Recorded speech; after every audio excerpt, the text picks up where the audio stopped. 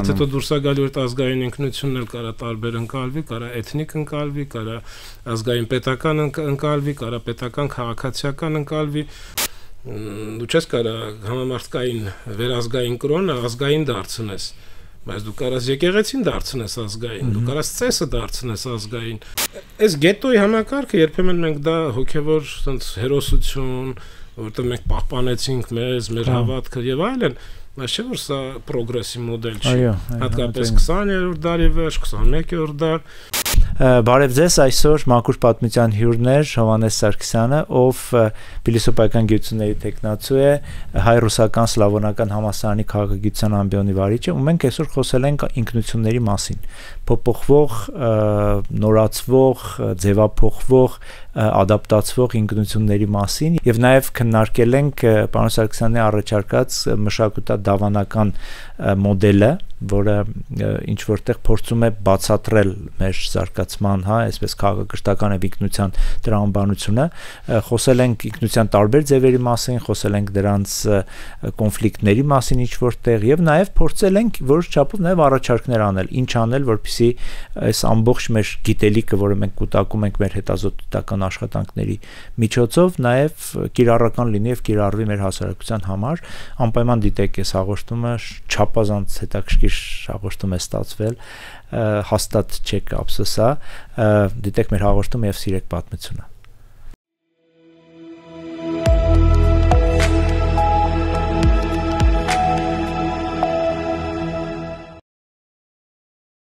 Պարոն Սարգսյան, բարև ձեզ։ Այսօր մի հետաքրքիր թեմայի մասին ենք խոսելու, որը ոչ միայն ինքը շատ մեծ գիտական ներուժ ունի, այսինքն իր մեջ մի պարունակում է տարբեր գիտակարգերից այսպես ստացվող գիտելիք, տեսություններ եւ այլն, այլ նաեւ հանրայինորեն շատ գրավիչ է, չէ՞, այսինքն նույնիսկ մարդիկ, ովքեր գիտության մեջ ներգրաված չեն, իրանք շատ են սիրում խոսել ինքնության մասին, սիրում են խոսել, սիրում են դատողություններ անել, բայց ես կուզենայի որ մենք այսօր խոսենք, փորձենք մաքուր ակադեմիական գիտության շրջանակներում փորձենք հասկանանք ինչ է ինքնությունը, ինչպես է այն ձևափոխվում եւ վերջում մեր հայկական ինքնությունը ինչպես է ձևավորվել եւ ոչ փուլում ենք, հա, ընդհանուր այս պլանով փորձենք այսօր շարժվենք եւ սկսենք այդ ինչ է ինքնությունը, չէ՞, որտեվ շատ այսպես տարբեր տեսություններ կան, տարբեր բնորոշումներ, ուզում եմ ձեր բնորոշումը լսեմ։ Շնորհակալություն հրավերի համար։ Ինքնության հստակ սահմանում երևի ես էլ հիմա չեմ տա, որովհետև կան տասնյակ բնութագրումներ, փորձեր սահմանում տալ այդ հասկացության, սակայն ինքը արևմտյան հեղինակներից մեկը Ռոջերս Բրուբեյքերը բավականին լուրջ քննադատության որոշ ժամանակ առաջ ենթարկեց այս հասկացությունը կամ ավելի լայն կոնցեպտը հայեցակարգ ինքնության, համարելով, որ ինքը տեղին անտեղին է երբեմն օգտագործվում, բայց փաստը այն է, որ ինքը այնուամենայնիվ մեծ տարածում իրոք գտավ, ժամանակին, երբ որ ինքը ձևավորվեց հոգեբանության, ավելի շուտ սոցիալ-հոգեբանության շրջանակներում, Էրիքսոնի աշխատություններում, հետո երևի թե ուներ այդ ճանաչողական պոտենցիալը, որ միանգամից իրան վերցրեցին ու տեղափոխեցին, պատմաբանները վերցրեցին, սոցիոլոգները հատկապես քաղաքագետներ հետո միացան, փիլիսոփաներ եւ այլն, երևի այդ պատճառով էլ Բրուբեյքերը քննադատում էր, որովհետեւ համարում էր, որ նման կոնցեպտը, որը չափից շատ սկսում է ծանրաբեռնվածություն կրել, ինքը սկսում է իր դերը չկատարել, այնուամենայնիվ ես համարում եմ, որ ունի ինքը այդ նշանակությունը, ելնելով նրանից, ինչ դուք ասում եք, այս կոնցեպտը թույլ է տալիս միջգիտակարգային, միջգիտաճյուղային հետազոտություններ ապահովել, թույլ է տալիս ստեղծել մի լեզու, այդպես կարելի ասել, մի տեսական կաղապար, որի միջոցով հնարավոր է դառնում ավելի բազմակողմանի դիտարկել պրոցեսները, երևույթները հենց այս կաղապարի շրջանակներում։ Այս իմաստով, եթե Էրիքսոնի մոտ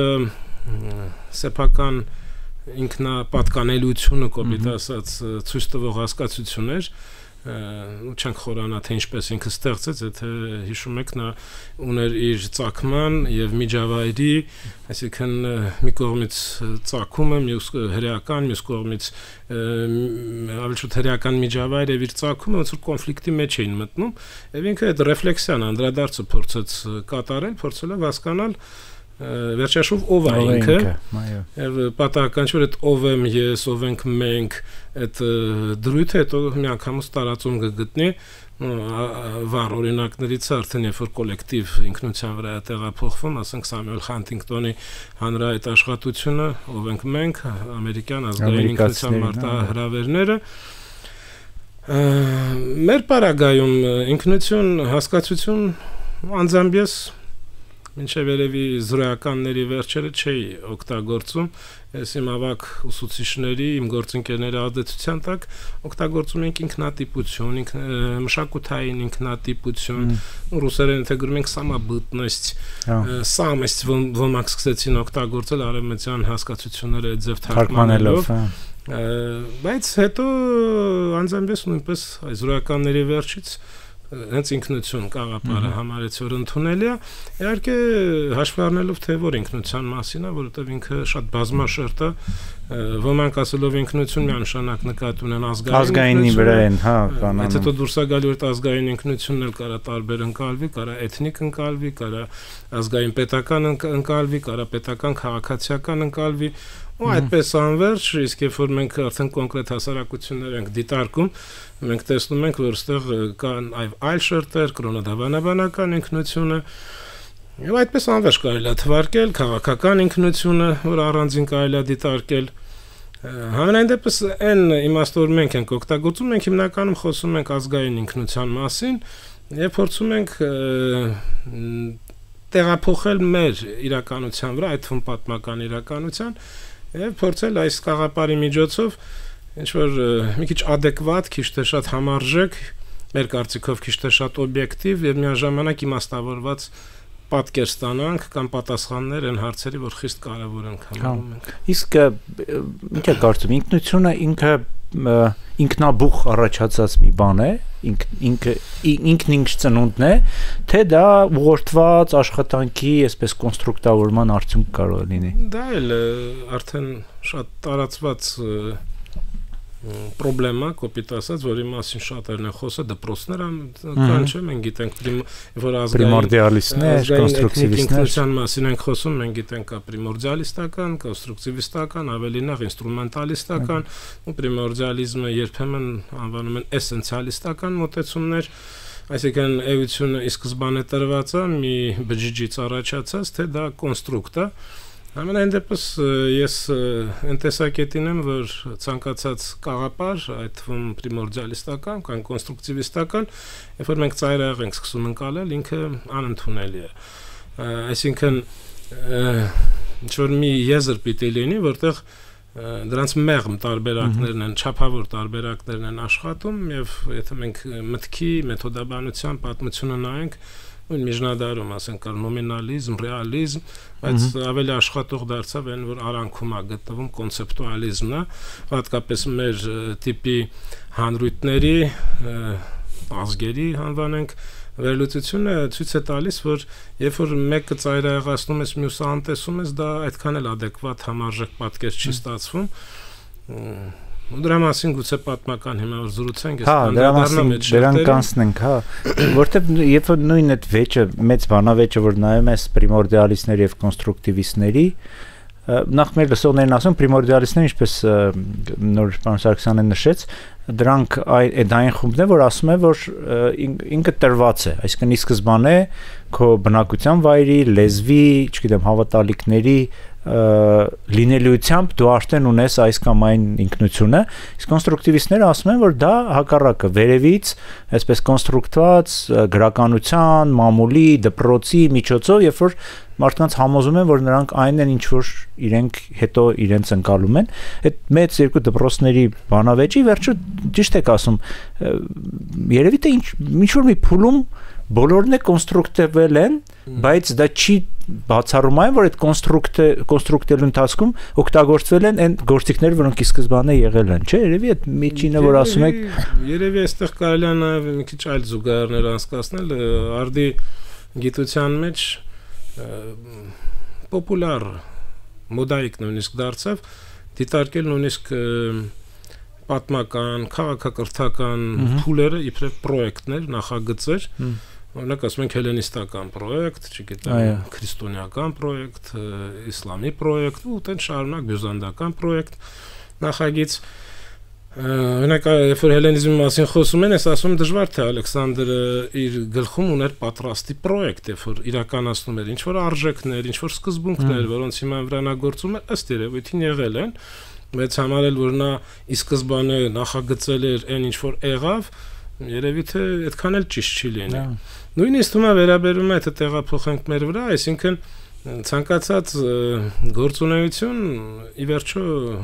մարդը տարբերվում է այլ էակներից, որ կարում է նպատակադիր գործունեություն ծավալել եւ երբեմն հատկապես եթե խոսքը գնում է ինչ-որ վերնախավերի մասին, որոնք փորձում են այդ գործունեությունը իրոք երկարաժամկետ պլանավորել, ու ռազմավարական նախագծում կարելի է դա իրականացնել, եւ ես այստեղ նորից երկու ծայրահեղություն եմ տեսնում, մի ծայրահեղությունը, որ համար ենք ամեն ինչը նախապես նախագծված պրոյեկտ, որ դրին ու իրականացրեցին, մյուս ծայրահեղությունը, երբ որ մենք լրիվ ժխտում ենք այդ պրոյեկտի գաղափարը կամ որ ինչ-որ մարդիկ ինչ-որ սկզբունքներից կամ էլիտաներ փորձել են դա իրականացնել, այստեղ էլի Մարքսին եմ հիշում մեկ-մեկ, մարքսիզմի այն տարբերակը, որը պատմությունը դիտում էր իբրև երկաթատրոնաբանության մի գործընթաց, որտեղ անձը փաստորեն իր կամքը վերջի հաշվում ինչպիսին է լինի, մեկ այդ գործընթացը այդ ձև է գնալու, սա ինձ թվում է մյուս ծայրահեղությունն է։ Եվ երբ որ մենք խոսում ենք ազգերի ձևավորման, զարգացման մասին, պետք չէ ժխտել դրանով իսկ ինչ-որ բնական հիմքը եւ միաժամանակ պետք չէ դա ծայրահեղացնել։ Այն որ էությունը էսենցիան ի սկզբանե տրված էր ու այդ ձև պիտի լիներ, դա երևի միամիտ մոտեցում է, հատկապես դա ժխտում է մարդու վերնախավերի հատկապես նախագծելու եւ դրանք իրականացնելու այդ պարագան ժխտվում է այդ դեպքում։ Այդ դեպքում պատմությունը սկսում է դառնալ մի քիչ ոչ հմայիչ։ Մյուս դեպքում էլ արհեստական ստացվում է, որ ամեն ինչ նախագծեր են ինչ։ Այո, մենք մոտենում ենք կամաց-կամաց նրան, ինչը կոչվում է դավադրապաշտություն, որ ամեն ինչը ինչ որ գծված։ Ճիշտ է։ Առաջինի դեպքում մենք փաստորեն հայտնվում ենք ճակատագրի անզոր գերիներ, որը այդ ալիքը մեզ տանում է եւ մենք ոչ մի բան չենք կարող դրանում ազդենք։ Երկրորդի դեպքում էլ ես ճիշտ չեմ հավատում, որ կան մարդիկ, որոնք նստած եւ գծում են ինչպես պետք է զարգանա աշխարհը, որովհետեւ մեր առօրյա կյանքում դու հասկանում ես, որ մի փոքրիկ խումբ, որը դու ղեկավարում ես, ինքը շատ հաճախ չի ենթարկվում, այսինքն հնարավոր չի լինում այդ խումբը նույնիսկ բերել հասցնել, թվում է թե քո կողմից շատ լավ գծված եւ բացատրված նպատակի, նույնիսկ այդ փոքրիկ խմբերն են շեղվում։ Ես չեմ պատկերացնում ինչպես են մարդիկ հավատում, որ մի խումբ մարդիկ հավաքված մութ սենյակներում կարողանում են ամբողջ աշխարհը տանեն այս կամ այն դողությամբ, հա։ Սա բայց ամեն դեպքում այս բանավեճը նաեւ դիսկուսիոն պոտենցիալ ունի, էլի, որը ինձ թվում հարստացնում է ի վերջո։ Դիսկուրսը մենք քննարկում ենք, մենք տեսություններ ենք առաջ քաշում, եւ հիմա մի քիչ ավելի որ մոտ գանք ավելի այդ կոնկրետ բաների, կոնստրուկտների կամ բաղադրիչների, որոնցից ինքնությունը ձևավորվում է։ Ես հիշում եմ Ստրաբոնի մոտ էր, չէ՞ որ հայերին Արտաշեսի ժամանակվա Հայաստանը բնորոշելով ինքը ասեց եւ բոլորը միալեզու դարձան։ Հիմա այստեղ էլ հարց է թե արդյոք Արտաշեսը այդ պրոյեկտը իրականացրեց, որ բոլորին հայկականացրեց կամ ստիպեց որ խոսեն հայերեն, թե միգուցե ինքը այդ ստեղծված պայմաններում ուղղակի ընտրեց են հանրույթը, որը խոսում էր հայերեն եւ փորձեց իրենց վրա հիմնել ինչ բանը։ Ու այստեղ գալիս է լեզվի կարեւորությունը որպես ինքնության ստեղծման գործոն։ Լեզվի կարեւորությունը նայեք, պրիմորդիալիստական տեսակետը լեզվի վրա հատուկ իհարկե նշանակություն, հատուկ ակցենտավորում, շեշտադրում է անում, որպես են կարևորագույն գործոններից մեկը, որոնք այդ միասնականությունը եւ գիտակցումը պատկանելիության ինչ որ մի միավորի իրականացվում է։ Բայց երբ որ Ստրաբոնը, ես պատմաբան չեմ, գուցե դուք օգնեք ինձ, երբ որ Ստրաբոնը ասում է դարձեց միալեզու, մենք գիտենք, որ դրանից հետո էլ եւ հիմա էլ նույնիսկ հիմա մենք ունենք բարբարային երևույթներ։ Այդ միալեզու ասելով Ստրաբոնը նկատի ունի կոպիտ ասած գրական պաշտոնական տարբերակը լեզվի, որով ինքը կարար ստիպեր որպես պետության ղեկավար, որ բոլորը մոտավորապես այս ձևով պաշտոնապես առնչվեն իրար հետ։ Դա նկատի ուներ նա, որ ընդհանրապես միալեզու դառան, որը մի քիչ հավատալու բան է, որտեղ մենք հետո էլ կունենանք բարբարներ, մեր եւ աշխարհացույցում եւ շիրակացու տարբերակով եթե վերցնենք, մենք գիտենք, որ մեր գավառների բազմազանությունից ելնելով իրենք ընդգծում են նաև բարբարային բազմազանությունը, իսկ դա նշանակում է, որ այդտեղ կլանային, ցեղային կլանային ինչ-որ բաներ էին մեկ ընդհանուր միավորի տարբեր ճյուղավորումների եւ որքանով իհարկե լեզուն ապահովում է այդ միասնականությունը, բայց կարելի է դա դեռ ազգ անվանել, թե չէ, այս դրա մասին է խոսքը։ Արևմտյան տարբերակով իհարկե չի կարելի անվանել ընդհանրապես, բայց նույնիսկ այն տարբերակով, որի մասին ես միգուցե մի քիչ հետո կխոսեմ, էլի երևի թե դժվար է անվանել, դրա համար ես ասում եմ հայալեզու բարբարների, հայալեզու ժողովուրդ, հանրույթ մեծ, բայց որտեղ խիստ ընդգծված են նաև կլանային շահերը, կարող է 1-2 թագավորների օրոք, որոնք եւ ունեին այդ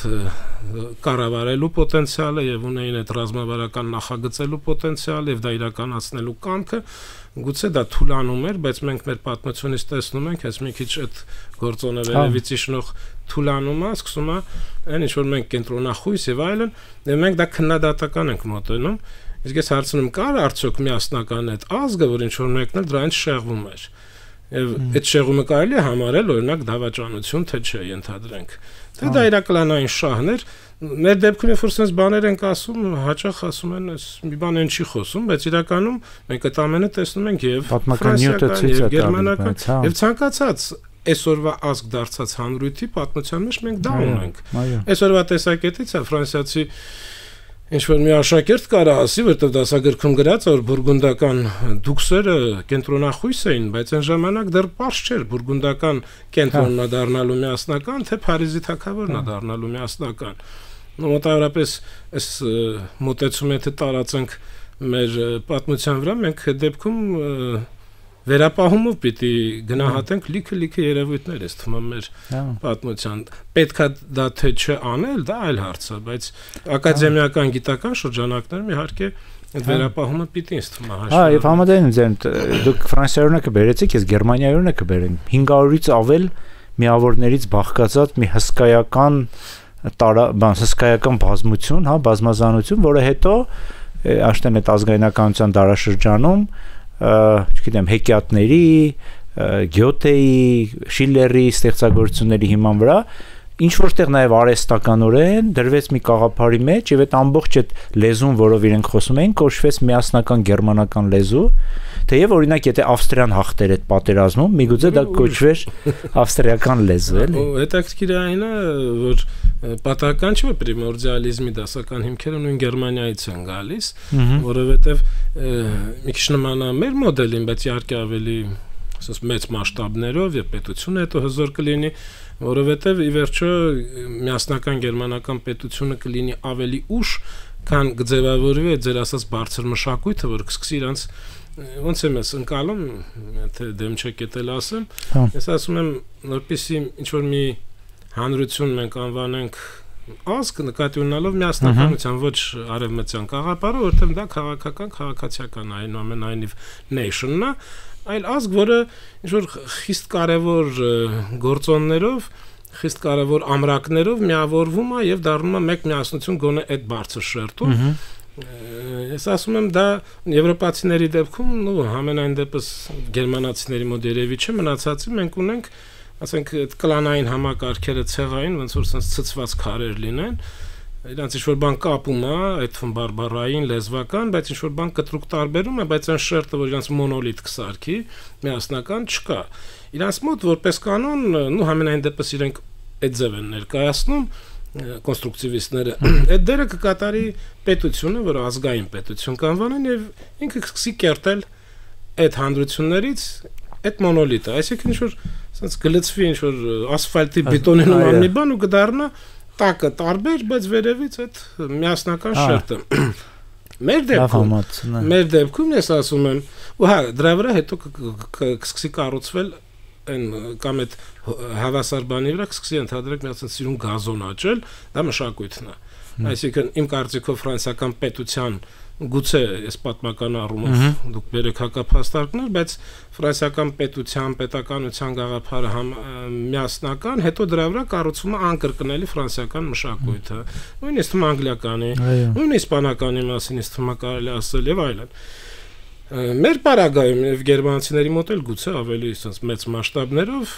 իսկ թվում է այդ քանի որ քաղաքական այդ շերտը մոնոլիթ չձևավորվեց, մեր մոտ միանգամից այդ գազոնը, այսպես ասած, քարերի վրա սկսեց աճել։ Միանգամից միասնականացվեց, որը մշակույթն էր։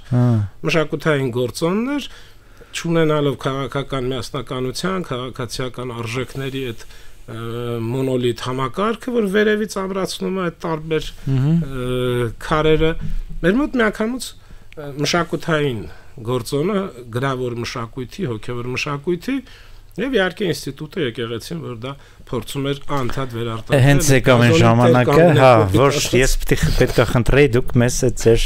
հեղինակած մոդելի մասին պատմեք։ Իմ մոդելը չի ասել, լրիվ ես եմ հեղինակել, համենայն դեպս ես այդպես անվանում եմ, բայց հիմքում ես համարում եմ ընկածա մեր ուսուցիչների, մեծանուն գիտնականների, առաջերտին Սենարև Շատյանի, թեև գուցե ինքը որ լսեր հիմա այս ինչպես դա կմեկնաբանեմ զարմանար եւ իմ մյուս ուսուցչի, հիմնական ուսուցչի Միրումյան Կարլենի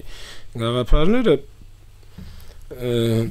թեև իրենք այդ անվանումը, որը մի քիչ կոնստրուկտիվիզմի հոտ է գալիս, իրենք չեն տալիս, ավելին Միրումյան Կարլենը դեմ էր կոնստրուկտիվիստական մոտեցմանը, այն ծայրահեղ տարբերակով, բայց իմ կարծիքով ինչքան էլ ինքը դեմ լիներ, այն ինչ որ ինքը ցույց տվեց, դա ցույց էր տալի, որ ստեղ կա կոնստրուկտիվիստական գործունեության ինչ որ շատ լուրջ շերտ, ու ոնց այդ գաղափարին ես եկա, այն խոսույթը, որի մեջ գտնվում էր մեր հիմնականում, իհարկե դուք կարաք ասեք կամ բացառություններ, հիմնականում մեր սոցիալ-հումանիտար միտքը,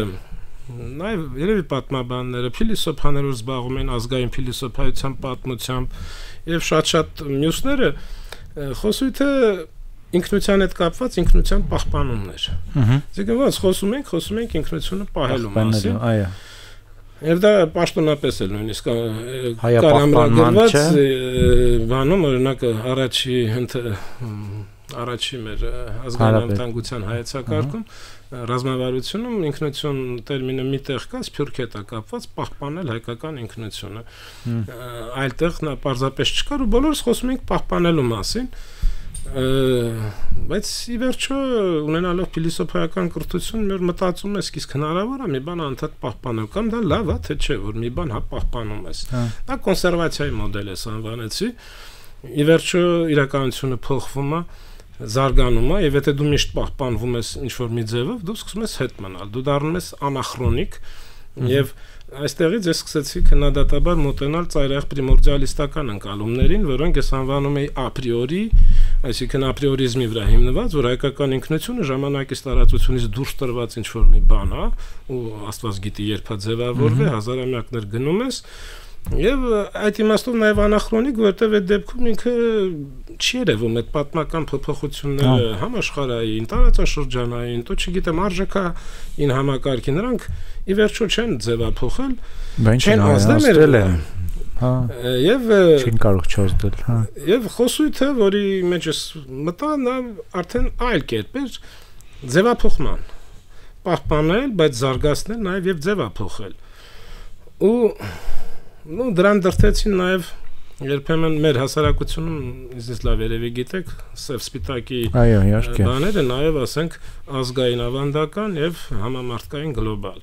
հիմա էլ այդ բանավեճը հիմա մեր զրույցի ներքևում է հենց այդ կոմենտները կգրեն ես համոզված եմ մի հաղորդման էին ինձ հրավիրել ես ընդհանրապես քիչ եմ մասնակցում հեռուստատեսությունների հաղորդումներին բայց քանի որ սա գիտական всё-таки թեմա էր եւ այն խնդիրները որ ես մասնակցեցի հաղորդավար ամեն կերպ ուզում էր ունենց անել որ ես քննադատեմ գլոբալիստական այսպես մոտեցումը ես գլոբալիստ իհարկե չեմ Ավելին իմ կենցաղում ես գուցե նաև ավանդական ազգայնական եմ, ի տարբերություն ասենք մեր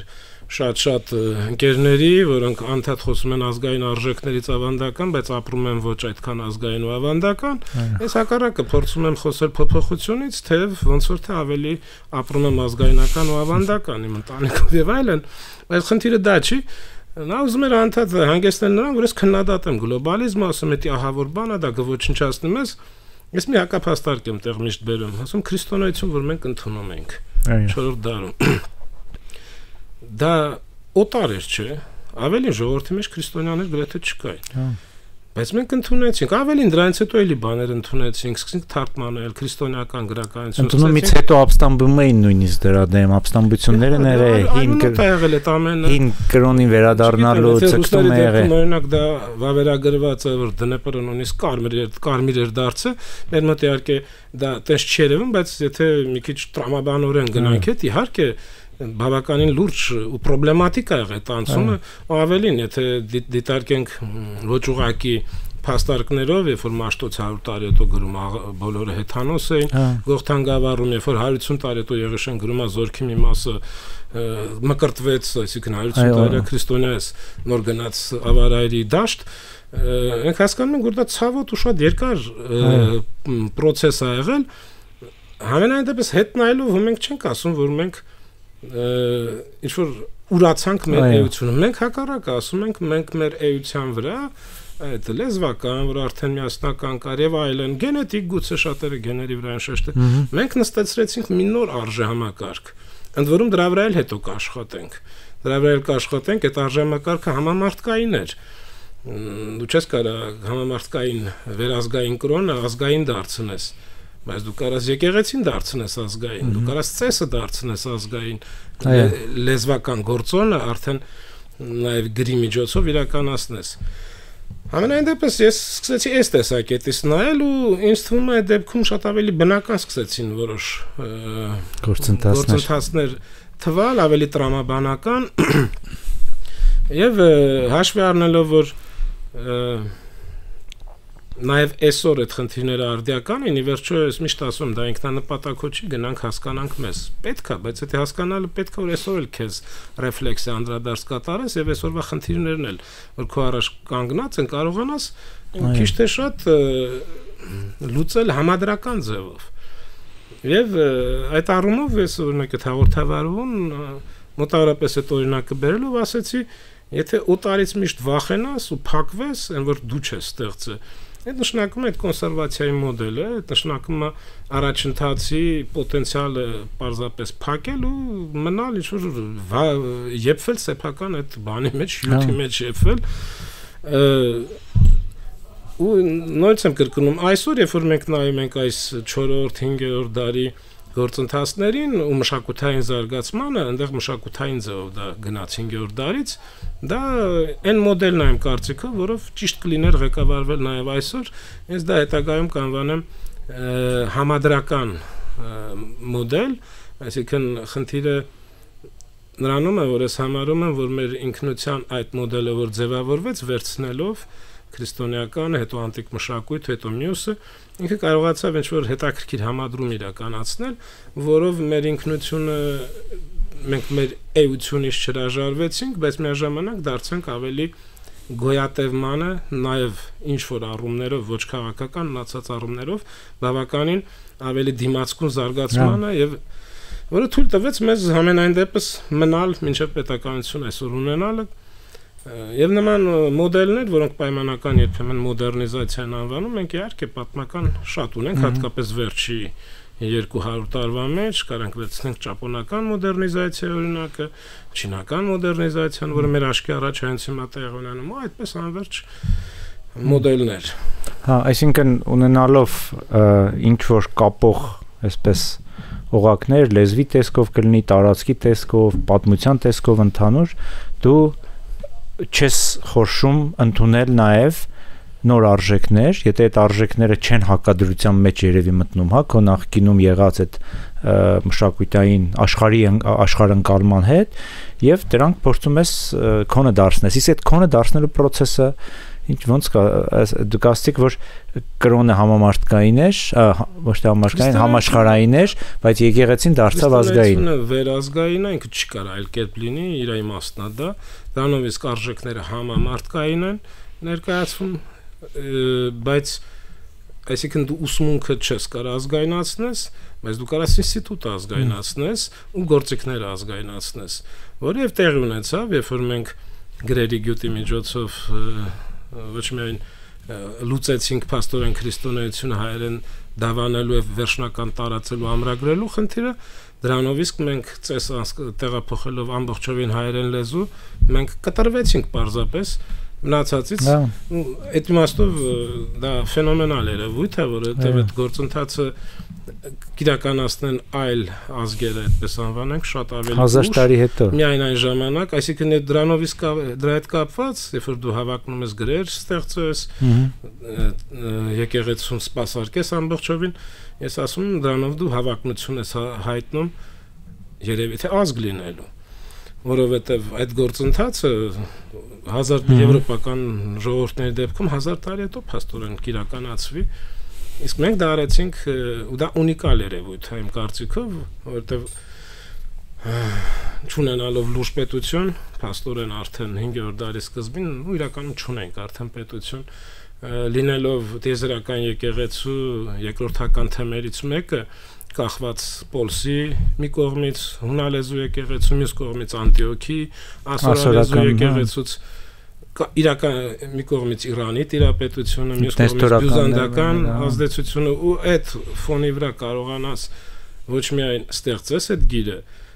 ստեղծելու համար դու վիթխարի աշխատանք պիտի կատարել, որ քեզ թույլ տային այդ գիրը ստեղծել լավ մի կողմ կարաս նստես խցում ստեղծես, բայց դրա հիման վրա գիր թարգմանես, ծես իրականացնես, արդեն ներեկեղեցական բարդագույն խնդիրներ էին, որտեղ ի վերջո օրիգինալ լեզուները լատիներեն, հունարեն, ասորերեն եւ այդ ամենից զատ ստեղծես մի հատ համակարգ կրթական, որի միջոցով այդ ամենը կփոխանցվի ու կվերարտադրվի անընդհատ այդ պայից իսկ թվում ենք կարանք ազգ բառը իհարկե վերապահումը ոչ արևմտյան իմաստով իմ կարծիքով օգտագործել մեր նկատմամբ, բայց որպեսզի տարբերակենք, ես դա անվանում եմ դավանաբանական մշակութային կամ մշակութային դավանաբանական ազգի մոդել, որը իհարկե քաղաքական բանից չէր հրաժարվում, որովհետև մեր բոլոր պատմիչների, մեր բոլոր հեղինակների մոտ սկսած խորենացուց անընդհատ այդ պետության գաղափարը ինչ որտեղ կա, որ էլի հետաքրքիր է, թեև դու գիտակցում ես, որ դու ինչ-որ մի հետաքրքիր հանրույթ ես ստեղծել, որը վերարտադրվում է ոչ քաղաքական, ոչ պետական, ոչ քաղաքացիական արժեքներով, այլ վերարտադրվում է փաստորեն հոգևոր գրավոր մշակութային գործոնի միջոցով, բայց մեկը գաղափարը քաղաքական ապագայի մնում է, դա հետաքրքիր է, որով մեր գիտնականներից շատերը ժամանակին զբաղվում էին։ Հա, իսկ մենք բայց մի քիչ ուրիշ տեսանկյունից նայենք, բայց պայմանները փոխվում են, չէ՞, եւ ոնց է աշխատում այդ դավանական մոդելը, հա, ինչպես է ինքը աշխատում, երբ որ պետություն դու այլևս չունես, երբ որ դու գործում, նույնիսկ ոչ միայն պետություն չունես, դու նա գործում ես նաեւ քո, այսպես մայր տարածքից դուրս, Սփյուռքում եւ այլն, սա լրիվ ուրիշ միջավայր է, լրիվ ուրիշ պայմաններ է, իսկ ինքը այնքան ունիվերսալ մոդել է, որ բոլոր դեպքերում աշխատում է, թե տարբեր ինքներ է փոխվում ըստ իրավիճակի։ Սփյուռքի ֆենոմենը մեր հայկական Սփյուռքի, որով դե հիմա բոլորն են սկսել ապրել նաև Սփյուռքով, Եթե չինացին ժամանակին միայն Չինաստանում էր, հիմա ուր գնաց լիքը չինացի է։ Ну, մնացածին բոլորին է, հնդիկներին, մյուսներին։ Եվ դրա համար հայկական եւ հրեական սփյուռքը դիտվում են որպես օրիգինալ շատ երևույթներ, ընդ որում երկուսն էլ մայր պետություն երկար չունեին, հրեաները вообще հայրենիքում էլ գրեթե չէին ապրում, հայերը գոնե կոմպակտ ապրում էին, բայց սփյուռքը վերարտադրվում էր։ Ես մեր սփյուռքի ֆենոմենը կապում եմ հենց այս մոդելի հետ, եթե հրեաներին ես կկապեի զուտ կրոնական ազգի մոդելի հետ, ասենք եթե մեր մոդելը ես անվանում եմ մշակութային դավանաբանական մոդել, իրանցը զուտ կրոնական դավանաբանական ես կանվանեի, որովհետև գլխավոր գործիքը գիրը եւ լեզուն մեծամասամբ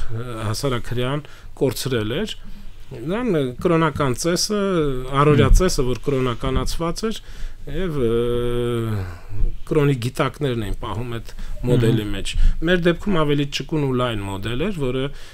գիր գրականություն, այսինքն տարական գրագիտությունը թույլ էր տալի առնչվեիր քո մշակույթի հետ անընդհատ եւ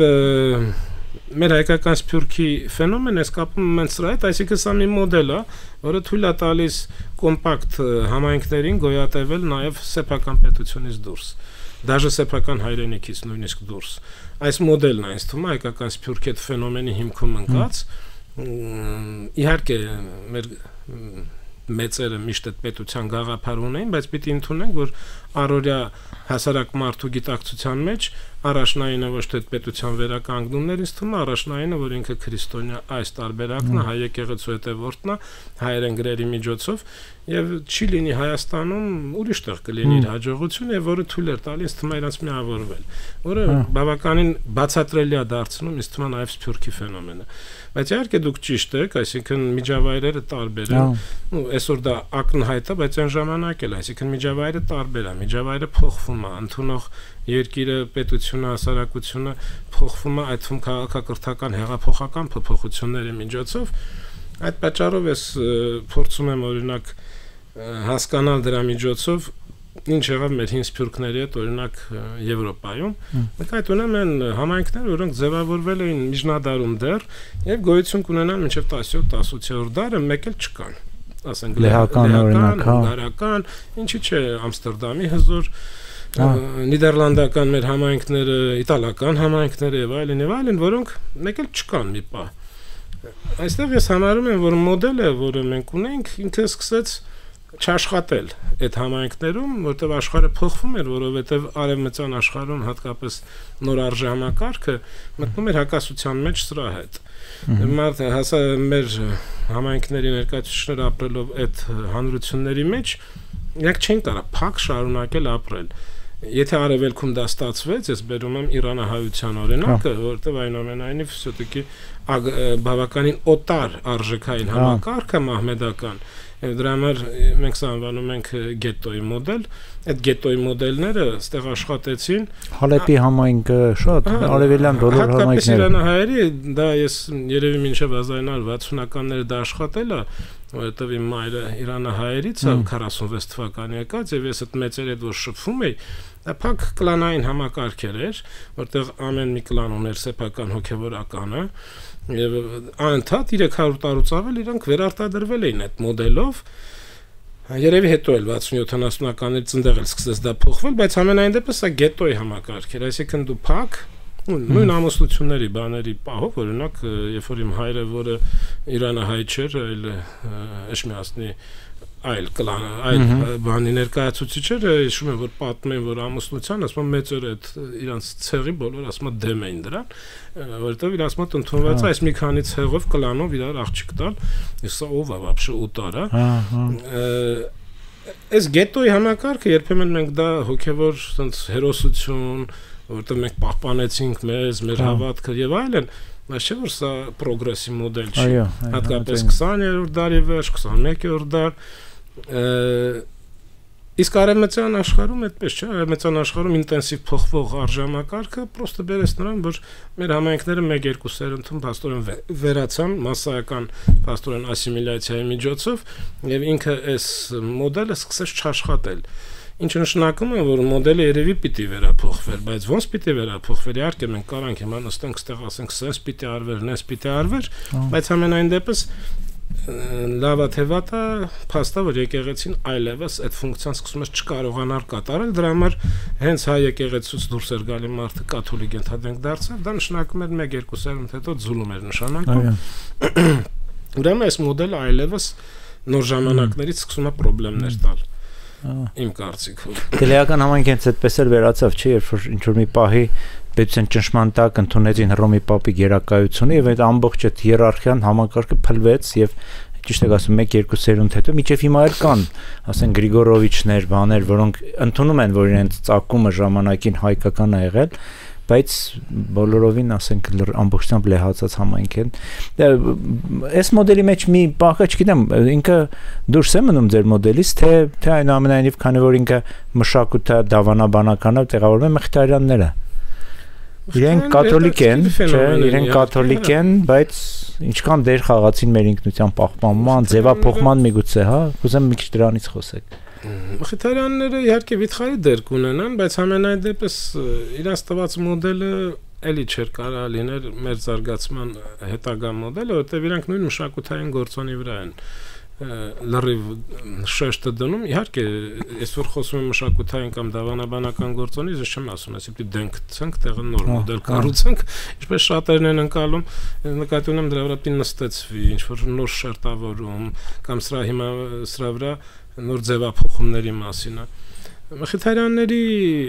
իհարկե ես նեղ գիտակ չեմ Մխիթարյանների գործունեության, թեև անց տարի հաջողվեց լինել Վենետիկում ու ցավոք սրտի նաև ես այնտեղ զգացի, որ այն Մխիթարյաններից ոնց որ կամաց էլ բան չի մնում, որովհետև դա ավելի շուտ դառնում է տուրիստական վայր եւ մասամբ զուտ զկրոնական ծես իրական գիտական կոմպոնենտը դուրս է գիտական կամ այդ մոդելը, որը հայության զարգացման ինչ որ հավակնություն ուներ, ես թվում է դա այլևս ընդհանրապես չկա այնտեղ, բայց Մխիթարյանները իհարկե կաթոլիկ են, բայց իրենք ոնց որ թե այս մոդելի մեջ էին, թեև եկեղեցական իերարխիային չեն ենթարկվում, բայց գործիքակազմը լրիվ նույնն է։ Հայերեն լեզու, գիրգրականություն, գիրգրականության պահպանում, վերարտադրում, զարգացում, այսինքն զուտ դավանական առումով այլ իհարկե եկեղեցի է, բայց մնացած ամենը ոնց որ թե բռնում է մեր այն ավանդական մոդելին, ավելին, քանի որ 18-րդ դարում, չգիտեմ, որպես պատմաբան գուցե ինձ ուղեք, գուցե ես ծայրահեղացնում եմ, ես օրինակ 15-ից դեպի մինչև 19-րդ դար, 18 գոնե, ես համարում եմ այն 17-ի գուցամեն, 18 այնուամենայնիվ դար մութ ծանր դարերն են մեր համարում եւ քաղաքական իհարկե իմաստով եւ հայության սփռման իմաստով, ցավոք սրտի ժողովրդագրական իմաստով մեր հայրենիքում եւ այլն կապված օբյեկտիվ առաջերտին, մասամբ սուբյեկտիվ ինչ որ պատճառների հետ էր դա կապված, այդ ամենայն դեպս այս մութ դարերի մեջ հայրաքելական եկեղեցին իր այդ դերն էլ նորմալ այլևս չէր կատարում, գուցե ռեսուրսների բացակայությամբ Էջմատինը դատարկվել էր, ասում են, կապակաբաններ, ուղակի ռեսուրսների առումով, եւ գուցե Մխիթարյանները այդ փորձում են այդ բացը լրացնեին, թեև ֆորմալ համարվելով կաթոլիկ եկեղեցու ներկայացուցիչներ, բայց իրանք այդ նույն պարադիգմայի մեջ են, դրա համար երբ որ այս մոդելները դնում եմ իրար կողք, պայմանական իհարկե, ասենց սիրունաուններ ենք տալի, օրինակ մոդել գետոյի մոդել, չգիտեմ, զոհ ազգի մոդել կամ քաղաքակրթական ունենք որպես առանձին ինքնատիպ քաղաքակրթության մոդել։ Ես Մխիթարյանների մոդելը անվանում եմ մշակութային վերածնունդի մոդել։ Բայց իրականում ռեսուրսը նույնն է, նույն մշակութայինն է, գիր, գրականություն, հոգևոր մշակույթ, որի միջոցով պիտի վերարտադրվի անդադ այդ ազգային ինքնությունը։ Եվ տարն է նույնն է, էթնիկ տարը նույնն է, էլի։ Ոստեղ այս թվում կտրվեց, նայեք, եթե սրանց մոտ նայեք քաղաքական արժեքներ ընդհանրապես չի երևում, իրանք զուտ մշակութային վերածնունդով են զբաղված, պահեն, պահպանեն, զարգացնեն, վերլուծեն, ցույց տան եղածը, ալիշանի նման գիգանտները կհայտնվեն։ Ապա օրինակ հնդկահայերի մոտ մյուս ծայրահեղությունն է, այնտեղ մշակութային ոնց որ կորում է, դատարկ տեղը պետական քաղաքացիական լիբերալ արժեքներն է գալի։ Այն փորձը երկուսը համադրել սրա վրա, իսկ հիմա երկու պրոյեկտն էլ հատկապես հնդկահայերի պրոյեկտը դրա համար տապալվեց, որովհետև նա մեր իրականության հետ եւ այստեղ Հայաստանում եւ ընդհանուր ազգային այդ մոդելի առումով նա որևէ կապ չուներ այդ պահին, որտեղ որևէ հիմք նման տիպի պետություն կառուցելու ցավոք սրտի մենք չունենք, ոչ տարածքում բնակության ժողովրդագրական առումով, ոչ առավել եւս գիտակցության մակարդակում ամբողջությամբ անգլիական մոդելն էր, որ այդ մատրասի խմպակը մշակում էր եւ առաջարկում, որը իրոք երևի այդ կապող օղակը, որ մի քիչ հասկանում էր իրավիճակը, Հովսեփ Էմինն էր, էլի, որ որոշ ժամանակ գոնե Հայաստանում եղավ, հասկացավ։ Էմինի փորձի տապալումը հենց նաև Էմինը փորձում է այստեղ դիմի ժողովրդին, ինչ-որ բաներ է խոսում, ժողովուրդը բացարձակ չի հասկանում, այս մարդը ինչ է ուզում, խորենացի է, հանում կարդում, որ ասի նայեք մենք էլ ենք պետականություն ունեցել, բայց դա եղել էր 1000 տարի առաջ։ այս մարդիկ լրիվ այլ իրականության մեջ էին ապրում եւ լավագույն դեպքում իրանց վերարտադրողը գիր գրականություն, հոգեվորականություն, որը իրանց հայ են պահում այդ մոդելի շրջանակներում, այսինքն ես դնում եմ այստեղ մոդելի փոխփոխման եւ արդիականացման խնդիր, որը կփորձեն 19-րդ դարում ինձ թվում է մեր որոշ դրան պետք է գայի Ռաֆի մոդելը մանվանում Աբովյան, Նալբանդյան իրանց դրանք մի այլ կարգեր իսկ 19-րդ ինձ թվում է հաղթեց սոտիկի 19-րդ դարի վերջի մոդելը, որը ես շատ պայմանական Ռաֆի եմ անվանում, այսինքն ասենց ազգայնական բավականին մոդել որտեղ հետ նայել նույնիսկ ես մի հատ ուրիշ տերմին եմ ասում էլի սկսում ես վերակառուցել պատմությունը ընդ որում շատ արհեստական եթե օրինակ ես դպրոցում դուք էլ երևի սովորելիս մեր համար դա ազգասիրության պատրիոտիզմի հայրենասիրության ակունք էր բայց հիմա այս տարիքում մի քիչ ռեֆլեքսիայով նայելով ես համարում եմ որ բավականին արհեստական վերակառուցած կոնստրուկտիվիզմ է այո դա հետաքրքիր ազգայնական կոնստրուկտիվիզմ էր գաղափարական բայց որտեղ այսօրվա տեսակետից մենք լիքը խնդիրներ կարանք տեսնենք այդ մոտեցման առումով ես ճիշտ ասած հիմա միգուցե գրականագետները ինձ բան կանեն կբանադրեն իմ ասելու համար բայց ես ասում եմ դա ֆունդամենտալիզմ է երբ որ դասական ֆունդամենտալիզմ է երբ որ դու գնում ես քո ապագան պրոյեկտելու ժամանակ դու փնտրում ես մոդելներ ոչ թե ապագայում, այլ փնտրում ես քո ֆունդամենտում, քո անցյալում։ Եվ Ռաֆին դասական այդ առումով ֆունդամենտալիստ էր, իհարկե։ Ազգային գաղափարախոսական ես կրոնական ֆունդամենտալիզմին մի քիչ ծանոթ եմ, տես դասընթացի նույնիսկ կարդում, հատկապես իհարկե բողոքական ֆունդամենտալիզմ, մահմեդական ֆունդամենտալիզմ իրենք դեմ են բաբշետ արտահայտությանը, բայց ամենայն դեպս ցանկացած արմատականություն այդ նշանակում է վերադառնալ վաղ տարբերակին եւ գիտակցության առումով եւ հատկապես ապրել այնպես, ինչպես պետք էր այնտեղ ապրել։ Մի Ռաֆի դեպքում դա իրոք ստացվում է ինչ-որ հետաքրքիր ազգայնական ֆունդամենտալիզմը մոտավորապես ստացվում։ Իսկ բայց նաև տեսեք ես այդ մյուսի երկուսի օրինակը բերեցի Աբովյանն ու Նալբանդյանը իրենք մի քիչ այլ չէ իրանք փորձում էին այդ նոր եվրոպական ռուսական միջավայրի միջոցով իհարկե եկող այդ եվրոպական մոդեռնիզմը այդ զարգացումը լուսավորչականությունը բերել դաշտ Այդ էր պրոյեկտ թե դա զուտ են երկու անհատների կարելի ասել դա ժամանակին ես իհարկե 18-19-րդ դարի հատկապես ներգիտակ չեմ մեր ես էլ չեմ ուղղակի ընկանում բայց ժամանակին երբ որ դրանց անդրադառնում էի կարդացել եմ նայել եմ շատ բաներ ընդհանուր հոսանքներին մեր մոտ պայմանական սովետական տարիներին ասենց անուններ էին սիրուն դնում լավ վերլուծում են անուններն են իհարկե թե չէ գիտնականներ բավական լուրջ էին աշխատում ասենք լուսավորչական մոդել էին անվանում սա կամ լուսավորչական ուղղություն մեր գաղափարական ունենք պահպանողական երբեմն ռեակցիոն են գրում են 50-60-ական թվականներին հետադիմական այսինքն ու սկսում են բոլորին ասենց շատ արհեստական տեղավորել այդ կաղապարների մեջ իհարկե դա մի կողմ թողնենք, բայց ամենայն դեպս այս երկուսը իհարկե եւ նմանատիպ այլ անձիկ սրանք պայմանական իհարկե լուսավորիչներն են, այսինքն այն տեսակետի կրողը, որը ես էլ չգիտեմ ճիշտ եմ թե չէ, այսօր համարում եմ, որ հիմքերի հիմքը ցանկացած հանրության զարգացման դա գիտակցության տրանսֆորմացիան է։ Այս իմաստով գուցե մասամբ ես վեբերական եմ, որ համարում եմ արժանամակարգն է որոշում ամեն ինչ, մասամբ մի քիչ էլ փիլիսոփայական որոշ ուսմունքների, ասենք ֆենոմենոլոգիա եւ այլն, համարելով որ մի բան եթե լեգիտիմացվում է գիտակցության մակարդակում, դա հետո հնարավոր է դառնում իրականությունում։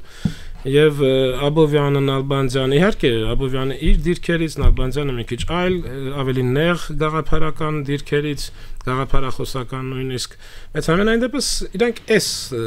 մոդելի կրողն են, որ եթե մենք ուզում ենք ունենանք ինչ-որ մի արդյունք, սկզբից մենք պիտի տրանսֆորմացնենք հասարակության գիտակցությունը։ Ու դա էլի այսօր շատ արդիական է, որովհետև մենք բողոքում ենք շատ բաներից, սկսում ենք հետո ինքնախարազանմամբ զբաղվել, թե սուրը ով ենք մենք եւ այլն, ինչու ենք մենք այսպեսին։ Իրականում խնդիրը շատ պարզ է, իրականում խնդիրը գիտակցության իսկ ավելի լայն մշակույթի, խոսքը գնում է քաղաքական, իրավական եւ այլ մշակույթի զարգացման մասին է խոսքը, այս իմաստով եթե քաղաքագիտության արդեն տեսակետից նայենք, ես Ալմոնդի տեսակետի կրող եմ, ըստ որի քաղաքական համակարգում համակարգաստեղծը առաջերտին մշակույթն է, քաղաքական մշակույթն է, որի իհարկե բազային շերտը քաղաքական գիտակցությունն է։ Եկանք եւս մի թեմայի, որ անպայման կուզեմ քննարկենք, դա քաղաքական կամ քաղաքացիական, հա, ճիշտ եմ ասում, երևի civic երևի, հա, civil identity մասին մեր մոտ մենք դրա ինչ որ պատմական ինչ բաներ կարող ենք բերենք օրինակներ առաջ հանրապետությունը չհասցրեց շատ դիսկուսիոն է իհարկե թեմա է քաղաքական քաղաքացիական մշակույթը պետական երբեմն որ ավելի կոնկրետ լինի այստեղ ավելացնում պետական քաղաքացիական որովհետև երբ որ դուրս են գալի այս շերտը մենք դուրս են գալի պետության մակարդակի, այսինքն ստեղ էլ զուտ տրամաբանորեն, եթե դու ունես պետություն, դու կարաս խոսաս այդ մշակույթի զարգացման մասին, եթե դու չունես, դու պիտի խոսաս այն պետության, այդ մշակույթի մասին, որի մեջ դու ներառված ես, ինչքան էլ մենք մեզ, չգիտեմ, այլ կերպ դասենք, քան այն պետությունները, որի մեջ ներառված ենք եղել, ու գոնե վերջի մի 200-300 տարին, մենք պիտի ընդունենք, որ որպես հասարակություն, այդ էլ է հետաքրքիր ուշադրություն դարձրել եք մեր լեքսիկոնում հիմա էլ նույնիսկ հիմա թեև այսքան խոսում ենք այսքան այս վերջի տարիներին փորձում են հասկանալ լեզուն մեր լեքսիկոնում ավելի շատ տարածված է ժողովուրդ եւ ազգ բառերը հասարակություն բառը ընդհանրապես գրեթե չկա տերմինը իրականում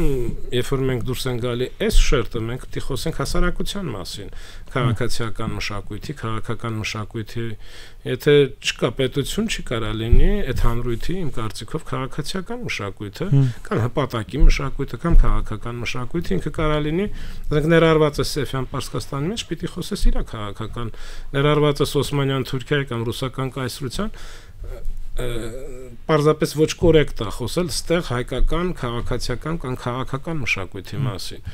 դրա համար դուք իհարկե ճիշտ եք, որ առաջի հանրապետությունը 2.5 տարում որևէ հասարակություն քաղաքացիական արժեքներով ինչքան էլ դու լավը լինես չի կարա պրոստո օբյեկտիվորեն ձևավորվի, այստեղ մնում այդ խորհրդային տարիները, որը ով ոնց ուզում քննադատում է, իհարկե վերապահումներով եւ լիքը բացասական բնութագրումներից զատ, ես միշտ ասում եմ, որ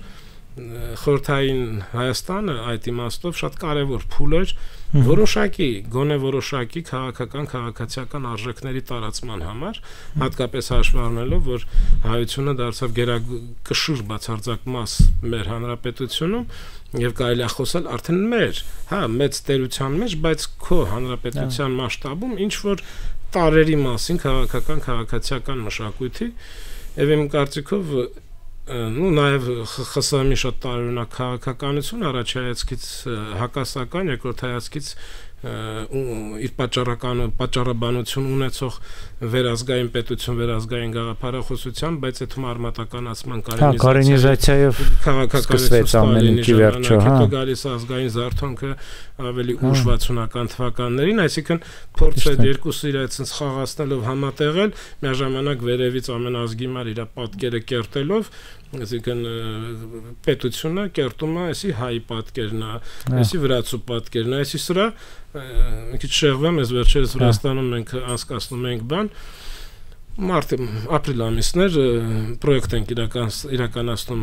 ձևափոխվող ինքնությունների մասին հարավային Կովկասն է մեր օբյեկտը ադրբեջանցիների հետ մի քանիս հետ օնլայն ենք իրականացրել էքսպերտային բանը Վրաստան գնացինք եւ այդ վրացին ասում մեր մոտ ուժեղ շարժում կար որը կոչվում էր անտիմիմինո այսինքն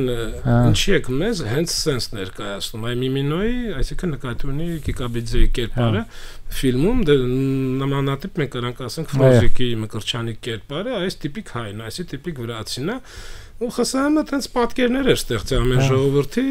ու մատուցել էր հիմա այս վրացին ասում են մենք շատ ավելի տարբեր ենք շատ ավելի հարուստ է մեր ինքնությունը ինչու միայն այս ձև եք ներկայացնում Դրա համար ԽՍՀՄ-ի այդ փորձը ինձ թվում է դեռ շատ պիտի վերլուծվի, որտեղ այնտեղ կան իհարկե եւ պետական կոնստրուկտիվիզմի ամեն մեկին իր տեղ, ամեն մեկի իր նշանակությունը, բայց միաժամանակ նաեւ ԽՍՀՄ-ը թույլ տվեց, նորից եմ կրկնում, որ ինչ որ առումով քաղաքական հանրույթ ձևավորվի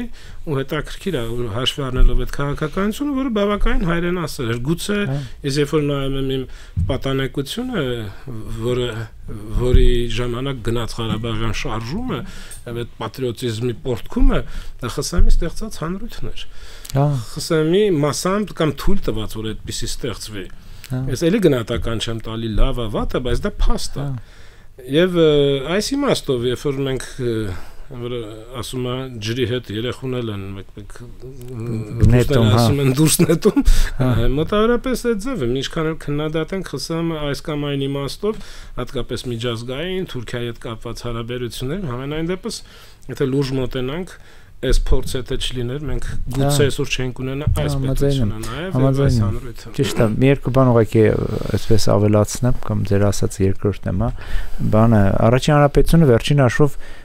ուներ այդ խնդիրը, շատ մեծ խնդիր, որովհետև հիշում եք ռուսահայերի եւ թուրքահայերի այդ հակամարտությունը, որ կար նույնիսկ քաղաքական մակարդակում, այսինքն երբ որ բաները ժողովրդական կուսակցությունը Դունբար Փաշայի գլխաբանով Պողոս Նուբարի այսպես առաջնորդությամբ որ դեմ է դուրս գալիս այդ Միացյալ Հայաստանի հայտարարությանը 15 թվականին նույնիսկ չի ընդունում, այսինքն դու տեսնում ես քո երկրի ներսում կան մարդիկ, որոնք մի մասը ռուսերեն է խոսում, որտեղ ռուսական բյուրոկրատիայի անդամներ են եւ հիմա պետական պաշտոնի են ընդունվել, որովհետեւ ռուսական ադմինիստրացիայում ինչ որ քննություններ են ունեցել, մյուս կողմից այդ Թուրքահայաստանից եկած գաղստականությունը, որը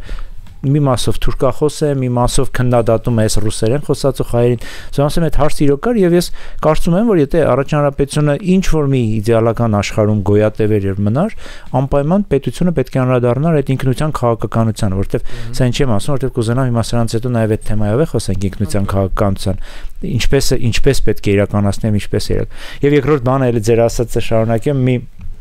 լավ բարեկամ ունեմ հայաստանցի չի, կանադահայ է, ինքը պատմում է ինչպես է ինքը երիտասարդության տարիներին եկի Հայաստան, խորհրդային Հայաստան եւ ասում է ես ցնցված էի, որ այստեղ ոստիկանները, որը պետական ատրիբուտ է, խոսում են հայերեն, հայ խոսածող ոստիկաններից ավելի մեծ ոգևորություն, ասում եմ իմ մոտ ոչ մի բան այդքան ոգևորություն չի առաջացել, ինչքան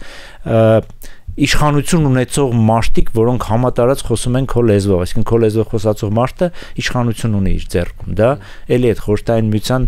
կվազի պետականություն ասեն, կիսա կամ մեր պատկերացված պետականությունը, բայց ինչ որ բան տվեց, համաձայն եմ ձեր հետ լրիվ։ Հիմա գտակ մի հատ Սփյուռքի հետ կապված, չգիտեմ, գուցե չանդրադառնանք Սփյուռքին, հետաքրքիր էլի ֆենոմեն է, նայեք, ԽՍՀՄ-ը կարողացավ Հայաստանի խորհրդային հանրապետության իր ընդհանուր իմիջի եւ նաեւ այս հանրապետության միջոցով ապահովել վիթխարի հայրենադարձություն։ Թեև դա անկախ պետություն չէր եւ դա բոլորը հասկանում էին, որ դա ձևական ինչ-որ ավտոնոմիա կամ սուվերենության տարեր ունեցող միավոր է, բայց կարողացավ ու այստեղ հետաքրքիր է նա, որ եթե Պողոս Նուբարի եւ մյուսների համար Սարարատյան հանրապետություններ ԽՍՀՄ-ում որ թվում է թե ուրիշ լրումներ ավելի հմայի չէր ու մարդիկ եկան այստեղ ու այդ խնդիրը այսօր էլ կա, որովհետեւ դուրս եկա, որ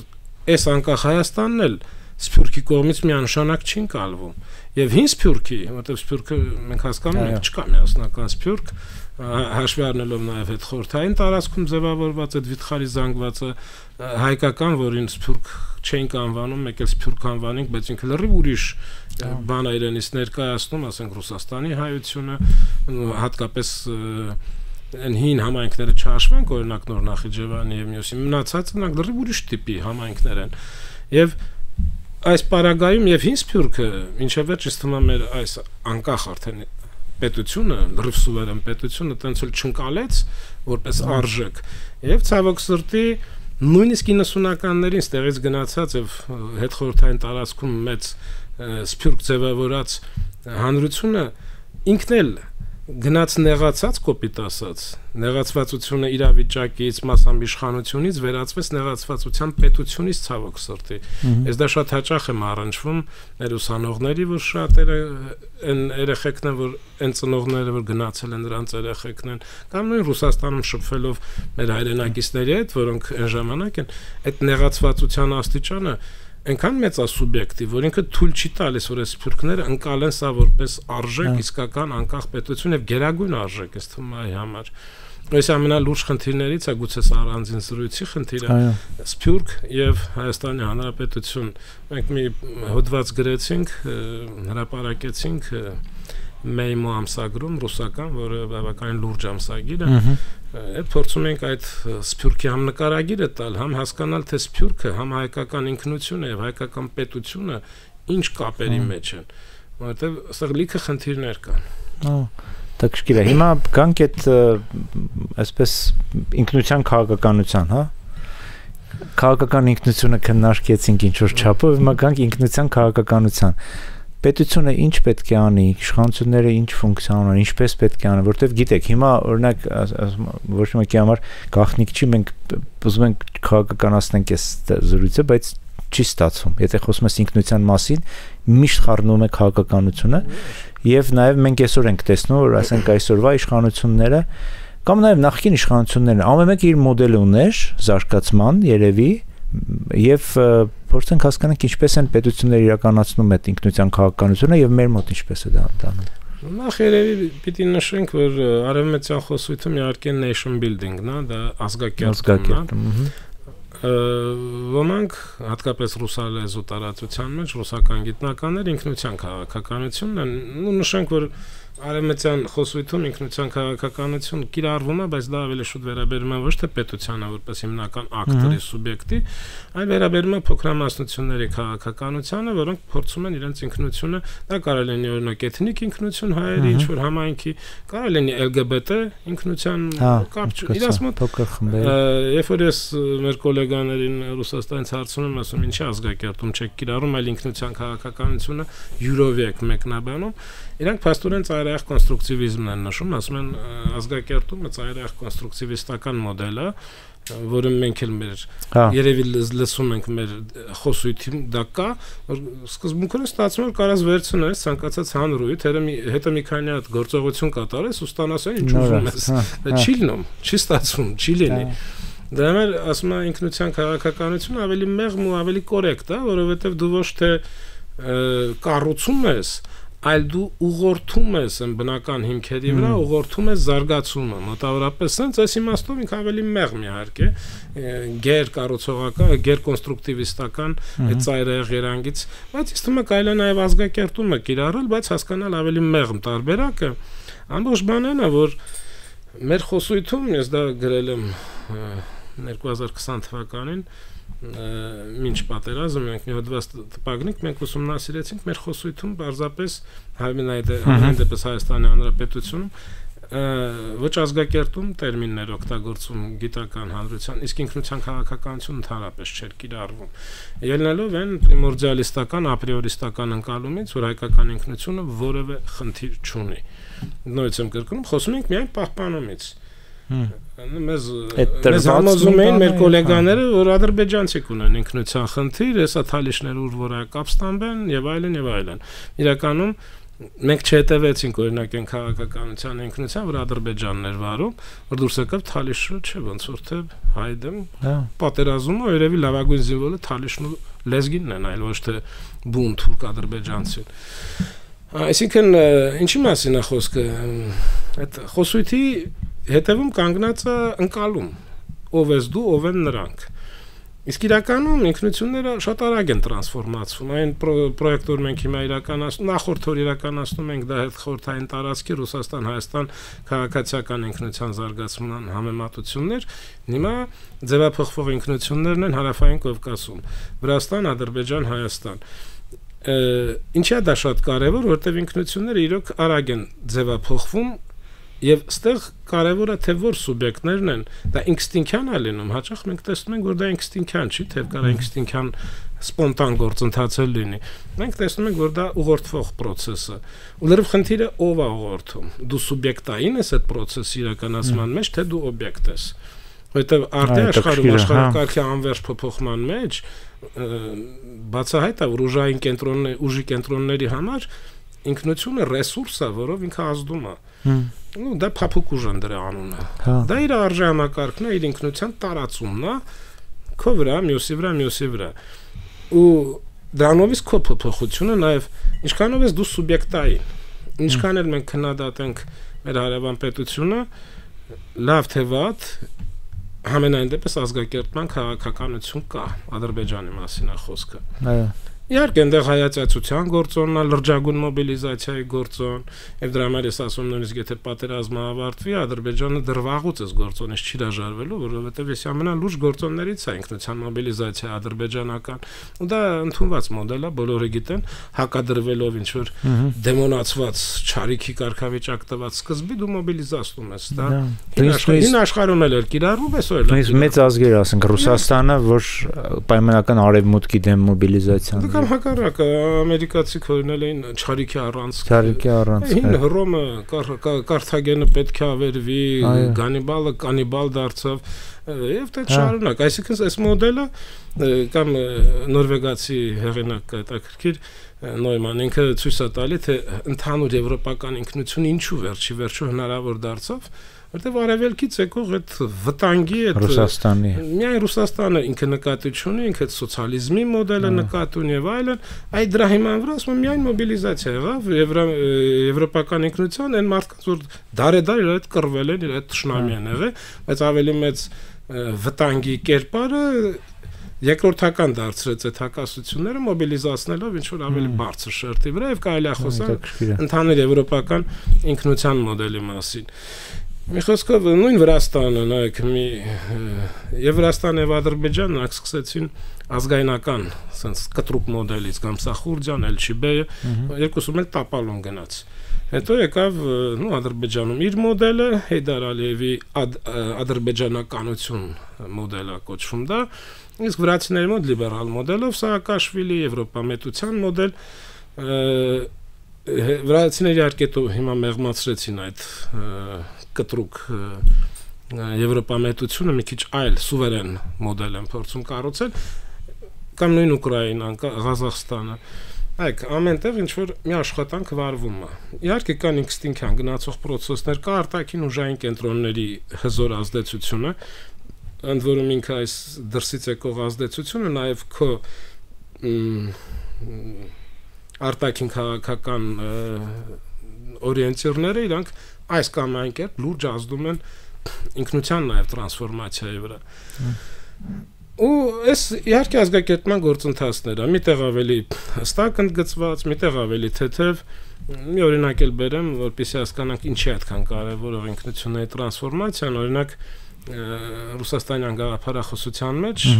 միանշանակ մինչև այս վերջերս այն էր, որ այս Ուկրաինայի կեսը սրանք ոչ թե ռուսալեզու են, ռուս են, փաստորեն, ու երբ որ մենք ինչ որ մի գործողություն անենք, իրանք քերնեն ու всё, հարցը լուծվեց։ Հա, այդ մտայնությունը կար, հա։ Ու ես իմ ընկերների հետ որ զրուցում եմ, որ ապրում են Խարկովում եւ այլն, ասում են, եթե 14 թվականին դա լիներ, գուցե 95% բնակչությունը կդիմավորեր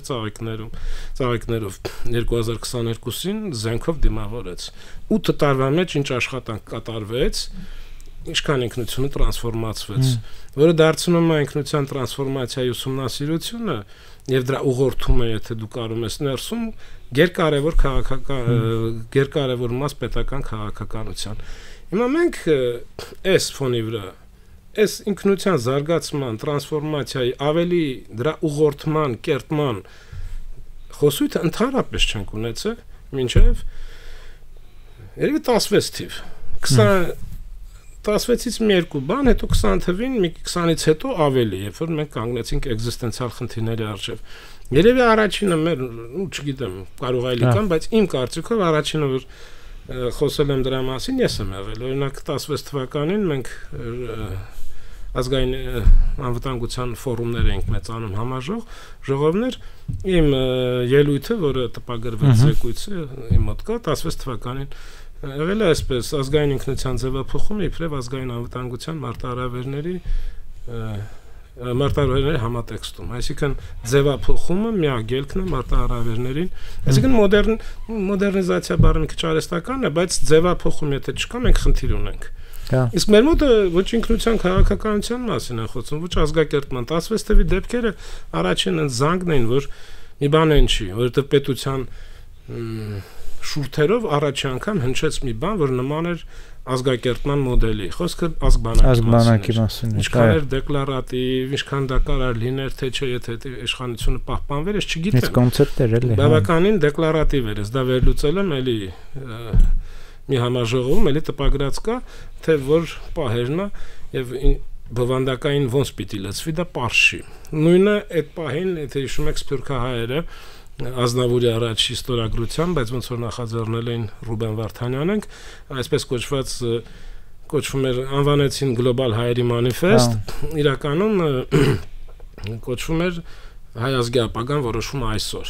այսպեսի մի հատ մանիֆեստի տիպի բան, այսինքն ոնց որ առաջի անգամ ռեֆլեքսիա եղավ, որ sense մի բան են չի, պիտի տրանսֆորմացվի, իհարկե դրանք մաքուր ինքնության քաղաքականության պրոյեկտներ չէին, բայց այդ պրոյեկտները երկուսն էլ ունեին պոտենցիալ ինքնության քաղաքականության զարգացման,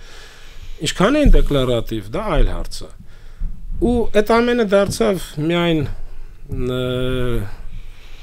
իսկական օբյեկտ խոսույթ կձևավորի միայն 20 թվականից հետո, ավելին, դաժե 22-23 թվականին, արդեն իշխանական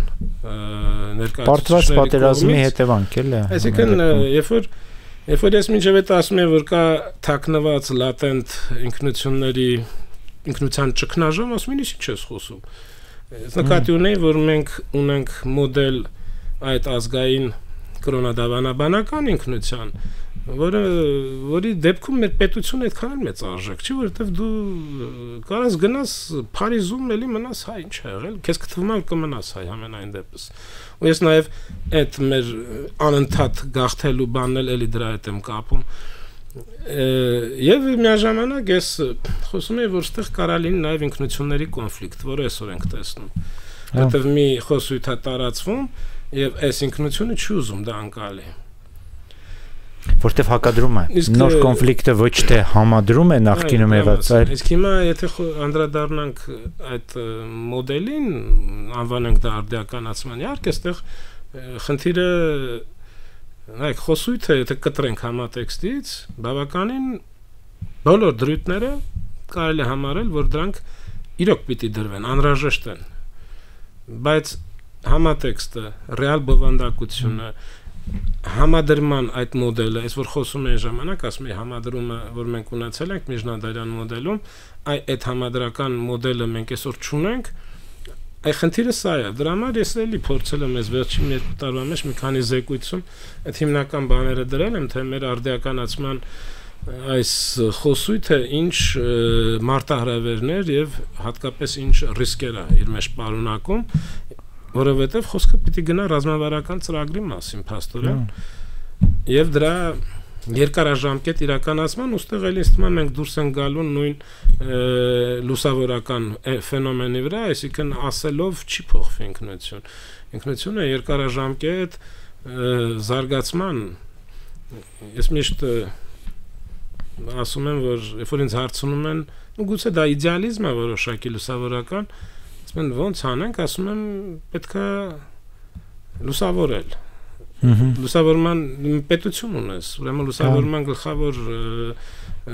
կանալը, խողովակը դա իհարկե կրթական համակարգն, հատկապես դպրոցը։ Եվ շատ հզոր գործիքա կա գործիքա աշխատում հենց քաղաքացիական լուսավորման։ Ցավոք սրտի ինձ թվում է չի աշխատում։ Երբ որ ինձ նախկինում ասում էին ինչու, ասում էին մեր սոցիալ-հումանիտար ամբողջ լուսավորումը եւ սոցիալիզացիան հանգում էր հայոց պատմության ուսումնասիրման, այն էլ բավականին սուբյեկտիվ գրած։ Համաշխարհային պատմությունը, այսինքն ուր էր գնացել, ուսանողները շփվում են, բան չգիտեն, ընդհանրապես։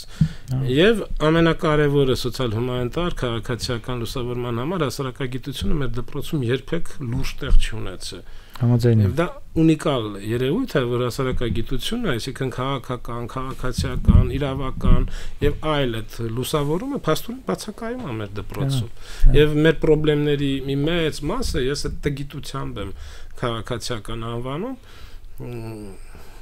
Դու գիտեք, չէ, պատասխանեցիք ին վերջի հարցին, ավանդական հարցին։ Ավանդական հարցը իմ մոտ էսպես է հնչում, դեպի մի հարցեր կա հետո կտամ սենսնեմ տեղերով ուղակի փոխեմ։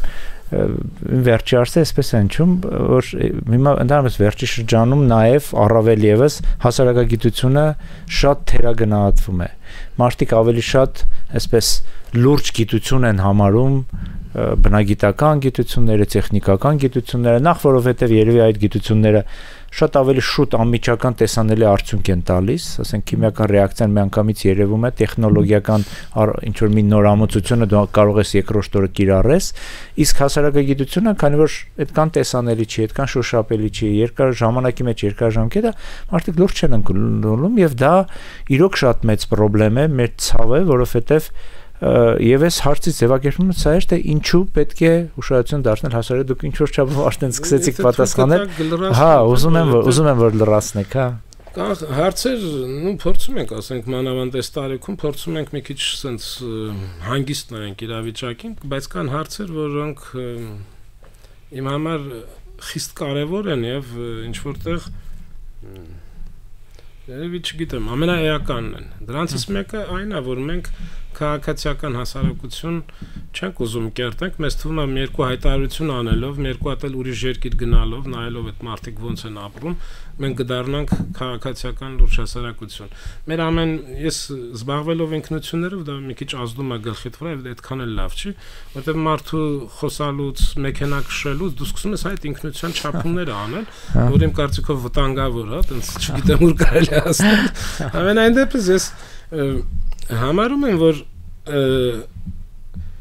նույն եվրոպացիները, որ գնում ենք ու այդ էլ կա, չէ՞, մեզ բնորոշ է, որ մարդը թվում է 2 տարի Եվրոպա ապրում է, գալիս է ասում են դե սովեք, բայց դու չես ստեղծել այդ հասարակությունը։ Այդ մարդիկ 300-400 տարվա ծանր պատմություն են ապրել։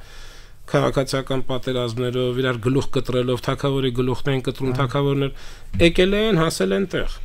Հիմա եթե դու ուզում ես պատրաստի տեղ գնալ ապրել, իհարկե խնդիր չի, բայց դու ուզում ես ինքդ տրանսֆորմացվես, թե չէ, եւ ինչ ես անում դու դրա համար։ Սա է խնդիրը։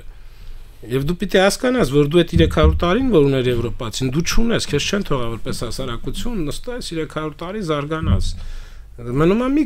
տարբերակ, դա նպատակաուղղված ինքնության քաղաքականությունն է, բայց շատ լուրջ լուսավորման համակարգի միջոցով։ Շատ լուրջ լուսավորման, իսկ դրա գլխավոր կանալը միանշանակ դպրոցական կրթությունն է։ Եթե որտեղ պետությունը, հա, ունի ԶԼՄ-ներ, այսօր իհարկե ինֆորմացիոն հոսքերը շատ բան են որոշում, բայց այնուամենայնիվ դու ունես այդ խողովակը եւ ինչքան ես դա կիրառում, ինչքան ես մեր հասարակագիտության գրքերը եւ նախկինները եւ նորերը, որ նայեք, այնտեղ այնքան խնդիր կա, այս նորերում էլ նորերը գրված են ոչ համակարգված։ Ինձ առաջարկ եղել է այդ գրքերից մեկը գրեմ, ես հրաժարվեցի, որովհետեւ համակարգ չկա, ասենք մի թեմա է թվում է ընդհանրենք իրավագիտությունից, մարդը չգիտի իրավագիտության տարեր, թեմա է դրած, հետո բլոկը փակվում է, այդում է ինչ որ այլ թեմա տնտեսագիտությունից, համակարգված շարադրում չկա։ Մենք չենք հասկանում, որ դրանով իսկ մենք ամենակարևորը, մենք չենք ձևավորում քաղաքացի լայն իմաստով, այսինքն քաղաքացի որպես արժեքների կրող, որ գիտակցի ով է ինքը, ինչ է պետությունը, ինչպիսին է իր եւ պետության հարաբերությունը, իր կարգավիճակը, պետության եւ պետական պաշտոնյայի կարգավիճակը ու տեղից բխող բոլոր հետևանքներով։ Իհարկե բնագիտությունը, տեխնոլոգիաները գերկարևոր են, բայց ոչ պակաս կարևոր է սոցիալական տեխնոլոգիան։ Այսօր ամբողջ աշխարհում խոսում են սոցիալական ինժեներիայից եւ այլն, էլի պետք չի չափից շատ կոնստրուկտիվացնել, բայց համենայն դեպս առանց դրա էլ, եթե դու դա չես անում, քո տեղը դա ուրիշն է անում։ Դու սուբյեկտից վերածվում ես օբյեկտի, որը կարա շատ տխուր հետևանքներ ունենա, մասամբ մեր եղած խնդիրներ, ես թվում է դրա արդյունքն են։ Ես համաձայն եմ։ Եվ մի բան էլ շեշտեցիք, եթե կուզենամ անպայման շեշտեմ, ինչքան է մեր նույն դպրոցական կրթության մեջ կտրված եւ անջատված հայոց պատմությունը համաշխարհային պատմությունից։ Նույնիսկ եթե երկուսն էլ լավ են անցնում, իրենք տարբեր ընկալում են տարբեր առարկաներ, այնինչ իրենք մի այսպես կապի մեջ պետք է լինեին, որպեսզի մենք հասկանանք, որ այս process-ները, որոնք տեղի ունեցեն մեր հասարակություններում, իրանք նաև տեղի ունեցեն այլ տեղերում, որտեղ շատ դեպքերում, ես օրինակ իմ ուսանողների մոտ եմ նկատում, իրենք դա տալիս է քեզ կեղծ ունիկալության զգացում, քեզ թվում է, որ դա տեղի ունեցել միայն քո հետ, եւ դա ունիկալ քո մեղքն է, քո սխալն է, քո արժանիքն է, քո նվաճումն է, այնինչ, եթե դա տեղադրվի լայն կոնտեքստի մեջ, դուք հասկանաս, թե ինչքանով է աշխարհը ազդում քո վրա, ինչպես է դու այդ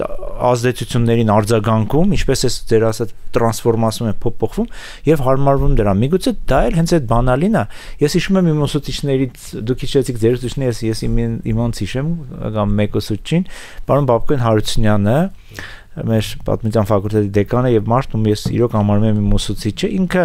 մի փորձ եղավ ժամանակին դասագիրք տպագրել հայոց պատմությունը համաշխարհային պատմության կոնտեքստում։ Դպրոցում նույնիսկ դպրոցում անցկացվեցին, ասնում էին մի քանի, բայց մի քանի տարուց հետո հանեցին, որը ինձ թվում է, որ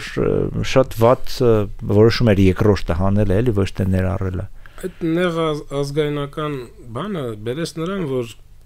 ցավոք սրտի մենք սկսեցինք պարծենալ բաներով, որ չպիտի պարծենայինք, որտեվ ուրիշներն էլ ունեն եւ այլն, կամ դա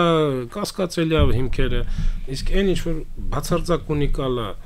օրինակ որ դու գիր ես ստեղծում, դրա վրա մշակույթ ես ստեղծում, հեսա երբեմն պարզ փաստը բոլորս գիտենք, բայց ասում արեք երեխեք, կամ նույնիսկ գիտաժողովին, ասում արեք մի հատ վերցնում ենք 5-6-րդ դար, 6-րդ դար, իր գրերով քանի ազգ է գրում, կամ հանրույթ լավ ազգմյան վրա, չկա, գրեթե չկա, լատինալեզու, արևմտաքրիստոնեական, հունալեզու, արևելաքրիստոնեական, արաբալեզու 7-8-րդ դարից, իսլամական աշխարհ, մի քանի sense այն նոր աշխարհը դեռ չեն, Չինաստան բան հանգիստ թողնեն։ Չկա, պրոստը չկա, այս ունիկալ է։ Բա ինչու ուրիշները չարին, մենք արեցինք։ Այս է ունիկալ, մենք էսի չենք բացատրում։ Ինձ թվում է իմ մոդելը, կամ մեր մոդելը, ինքը ինչ-որ բացատրություն տալիս է, ինչու դա եղավ։ Կամ ես ունիկալ եմ համարում, այդ օրինակները շատ եմ բերել, մի որ ինձ շատ է լսում, կարող ասի էլի բերեց, բայց ասենք մագիստրոս Պահլավոնին, որ այս մարդը զորավար է, պետական ծառայող է, լրջագույն բյուզանդական։ Ինչ է այս մարդը նստում Պլատոն թարգմանում։ Ինչ է համալսարան պահում, ասում էր Արևշացյանը զորքի, ասում է հետևակում համալսարան ունի շարժական։ Դա անհեթեթություն է, եթե մենք չենք հասկանում այս մշակութային մոդելը։ Նույնը Շնորհալին, ինչ էր հանելուկ հեքիաթ գրում։ Չէ՞ որ այդքան լուրջ գործերով զբաղված մարդ էր։ Այս մոդելը ինչ-որ բացատրություն ու հակառակը մենք սկսում ենք երևի այդ նաև 19-րդ դարի վերջի 20-րդ դարի մոդելի ազդեցությունները, որ մենք սկսում ենք ծայրահեղացնել ինչ-որ այլ բաներ, ու հետո դուրս է գալի իրոք ուրիշներն էլ ունեն։ Ու ես անձամբ թեևս ռուսական դպրոցում սովորեմ քիչ բաց ավելի բանում, այստեղ էջմիածնում, բայց երբ որ ես հետո դուրս եկա սովորեցի դրսում Ռուսաստանում նույն, շատ ազգելի է, զգացի, որ մերս բան է, որ ցույցում ենք ու մենք եկել ենք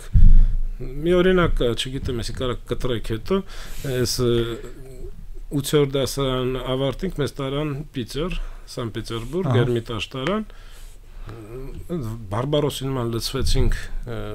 դահլիճները Էրմիտաժի, ես ձեներ մենер, ես գիда ասաց, что за дикие, откуда вы? Ես զգացի որ արդեն լավ չէ, էլի մենք եկել ենք մեծ մշակույթը ավիրում ենք ստեղ, մեկն էլ ասաց мы из Грузии, այդ շատ եմ մտածել դրա մասին, այն ժամանակ արդեն ինչ-որ ռեֆլեքսիաներ, իսկ հետո սովորում էի դրսում մի բան են չէր էլի, մի բան են չէ, adekvat ռեֆլեքսիայի կարիքը մենք միշտ ունեցել ենք։ Այստեղ իհարկե կա երկու ծայրահեղություն, երբ որ եղած չեղած հանում թափում ես, ասում ես մենք լավը չենք, բայց մյուս ծայրահեղությունն էլ է շատ վտանգավոր, երբ որ դու անկրկնելի ես, մեր խնդիրների մի մասն տեղից է գալի, մեր եւ ուրիշների մասին պատկերացումը։ Եվ այլ է տրանսֆորմացվող ինքնությունները, այդ ուրիշները շատ վատն էին ստեղ, 10 տարվա մեջ կարան լրիվ ուրիշը դառնան։ Չեմ ասում լավը կդառնան, բայց քո անվտանգության համար դու պիտի ճանաչեիր իրան, ինչպես է ինքը փոխվում։ Եվ առավել եւս չափես քո սեփական ինքնության տրանսֆորմացիան, ուր ես գնում, ինչ ես անում, ինչ ես ուզում ընդհանրապես։ Եթե թույլ կտակ ես էլ ասեմ։ Հա, իհարկե, մենք սամ ժամանակ մեծ սահմանապակված չենք։ Նաև ազգային անվտանգության խնդիրներով զբաղվելով, մենք դες մագիստրոսական ծրագիր էլ ունենք, ես ռազմավարական մշակույթ էի կարդում, հիմա էլ եմ կարդում։ Երբ որ մենք վերլուծում ենք մեր անկախ պետականությունը, Ցավոք սրտի հասկանում ես, որ ռազմավարական զարգացում չկա պարզապես։ Երևի բնագավառներով էլ առավել եւս ընդհանուր։ Եվ ես բիհևորիստական սխեմայով եմ անվանում մեր զարգացումը, որը ստիմուլ ռեակցիա է, թե հիշում եք։ Այսինքն մեր գործողությունները ոնց որ հետ մնացող ռեակցիան եկավ, պատասխանին գոյատևինք, ռեակցիան եկավ, պատասխանին գոյատևինք։ Իսկ խնդիրը թե ով ենք, ինչ ենք ուզում, այնտեղ ու երբեմն այս պատմության վրա եմ տարածում, որպես պատմաբան դուք գուցե կարաք ինձ քննադատեք, ես ասում եմ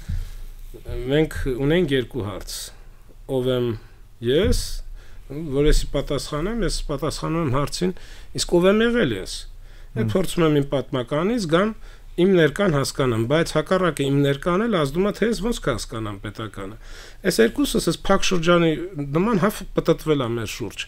Երրորդ հարցը, որ երևի ամենակարևորն է, մենք պարզապես չենք դնում, իսկ ով ենք ուզում եւ կարող ենք լինել, դեպի ապագա միտված հարցը։ Այս հարցը պարզապես չի դրվել մեր մոտ։ Այ անկախ պետություն, ուր ենք ուզում գնալ։ Համաձայն եմ։ Որովհետեւ թե ոնց կկարդանք պատմությունը, ոչ միայն ներկայով է որոշվում։ Պարզա օբյեկտիվ պատմություն կա, բայց դուք իզես լավ գիտեք, այդ օբյեկտիվ պատմությունը ոնց կարելի է կարդալ։ Բնական է, որ մենք այս զոհի վիճակում հայտնվելով եղերն եւ այլն, մենք սկսենք մեր ամբողջ պատմությունը զոհաբերվածի պատմությունն այլ։ Իսկ դեպի ապագան միտված այդ հայացքը կարաբերի, որ ընթերցես, չգիտեմ էլի ինչքան եմ ես դեռ կորեկտ, ես երբեմն այս գաղափարն եմ ասում, նայում ենք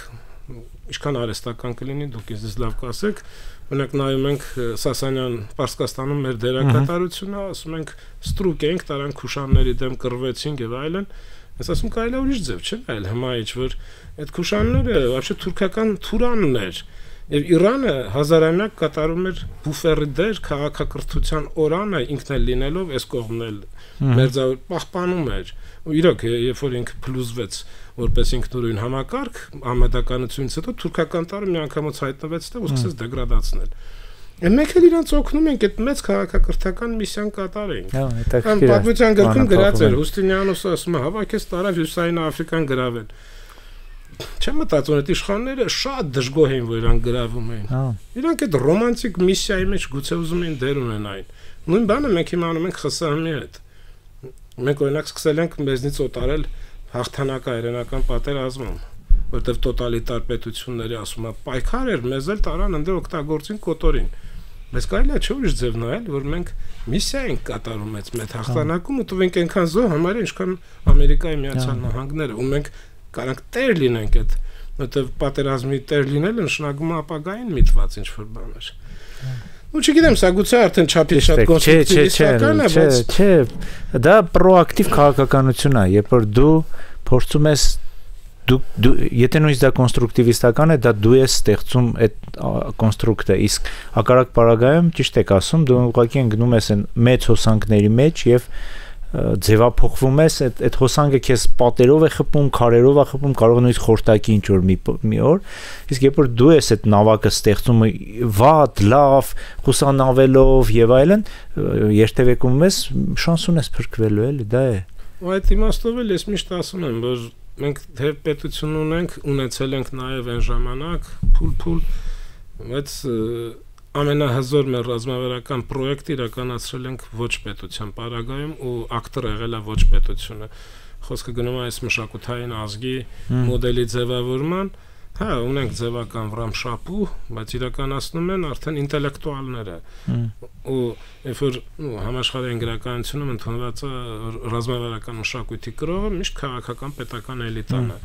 Ասում մենք մասամբրյաները մյուսներ կարանք պնդենք, որ մեր դեպքում ռազմավարական մշակույթը առանց պետականության էլ կարա իրականացվի, ուստեղ մի քիչ բարախաղ ստացվում, ասում եմ այնպիսի ռազմավարական մշակույթ, որտեղ մշակութային գործոնը հենց ձեռքաբերում ռազմավարական նշանակություն։ Երբ որ դու դրա միջոցով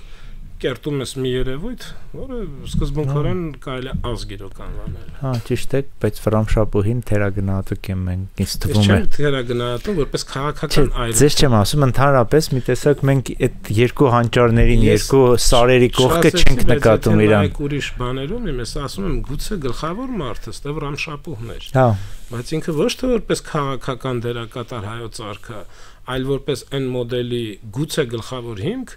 որը իրականացնի Մաշտոց, իր թվում է, ընդ որում դա Մաշտոց, որ ասում ենք, դա մի մարդ չի, դա ինձ թվում է վիթխարի թիմ է, աշխատել դա թիմային վիթխարի աշխատանք է, ինքը top manager-ն էր։ Այո։ Իսկ գաղափարը երևի թե հենց Վրամշապու Սաղ Պարթևստ երևույթի նաև, երկուսն էին, որոնք դա իսկական պրոյեկտ է։ Արևշացյանը ժամանակին փայլուն ցույց էր տալի այդ թարգմանչականը,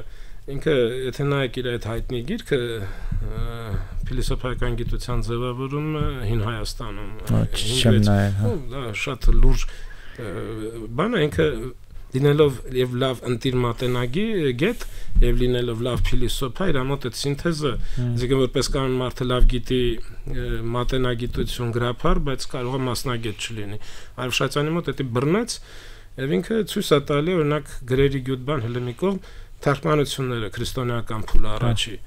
Դեռ ծրագիրը, ասում սկսում է բիբլիկայից ու սենց այդում է հին քրիստոնեական ծրագրով, ասենք լիտուրգիկա է, թվում է, չգիտեմ, մարտիրոսագիտություն, այդում է վարքագիտություն, ագեոգրաֆիա, այսպես ասում է, այդում է ցույց է տալի, որ հերթականություն։ Ոչ թե հախուռն արված բան է, անտիկ արդեն հունական մշակույթի յուրացումը, հունաբան դպրոցը այսպես կոչված, ու ասում է նույն ծրագիրն է, այն ծրագիրն է, այսինքն երրյակ գիտություն, տրիվիում, գնաց քերականություն, Դիոնիսիոս Թրակիացի առաջինը, գնաց ռետորաբանություն, գիրք Պիտոյից, գնաց տրամաբանության թարգմանությունները։ Ցույց է տալի, որ դա ծրագրային է, թե մի բան ծրագրային է, դա ուզենք պրոյեկտ արդեն դե անվանենք, թե ինչքան դե կաբինետում գցած դա այլ հարց է, բայց այն որ սա հենց այնպես չէր կարա լինել, որովհետև անհեթեթ է, երբ որ եղած պետությունն էլ, հա, ազգային պետություն չի իհարկե Արշակունյաց պետությունը, դա ցեղային պետություն եմ անվանում, որովհետև եթե ցեղային չներ, էս Պարթև արքաները հայոց վաղուց պիտի Սասանյանները լեզու գտնեն, իսկ իրանք լրիվ գնացին ինչե վերջ արճակատման։ Կապ չունի, բայց պետություն կար, ինչ որ պետություն չկա, դու սկսում ես անել բաներ, որոնք տրամաբանություն որևէ չունեն։ Լավ, գիրը ստեղծիր, ծեսարիր, բթարքմանությունները դա ավելի ուշ անտիկ ժառանգության յուրացում է, դա լրիվ անհեթեթություն է, որովհետև 6-րդ դարում 5-ի վերջ 6-րդ դար, այն փուլն է, երբ որ բոլորը, արևմուտքում վաղուց դրանց մոռացել էին, արդեն քրիստոնյա արևմուտքում մութ տարել էին ժամանակին, հա, բոեցիոսներ, բայց դա մի հատ կետ է։ Այս կողմերը էլի 6-րդ դարում են չէր, որովհետև Հուստինիանոսի գործունեության հաշվի շնորհիվ այնտեղ են արմատները հունական հին հեթանոսական մշակույթի կտրվում էին, Օրիգենի Որոգինս հայերը ասում են ժառանգությունը նզովվեց 5-րդ եզրաժողովում, այսինքն այն արմատները որ կապում էին անտիկ մշակույթի գիտության հետ դեռ կտրում էին։ Մեկ հայերը դրանց չկա թարգմանում են այն մեր բանին Չէ, ուրիշ տեղ էր, Մոսկվայում էր վերջերս Փիլոնի աշխատություն, գիտեի, որ 9 աշխատություն կա, որոնցից 4-ը թե 5-ը միայն հայերեն են մնացել, այո։ Ինչ են ըստ թարգմանը Փիլոն։ 9 աշխատություն, հասկանում եք, ինչի դա ուրիշները չէին անում։ Ունիկալ, այսա է ունիկալ։ Ու սա պիտի ունենա բացատրություն, իսկ բացատրությունը դա ինչ-որ տեսական գաղափար է։ Եթե տեսական գաղափարը չես գցում, իմաստ չես տալի,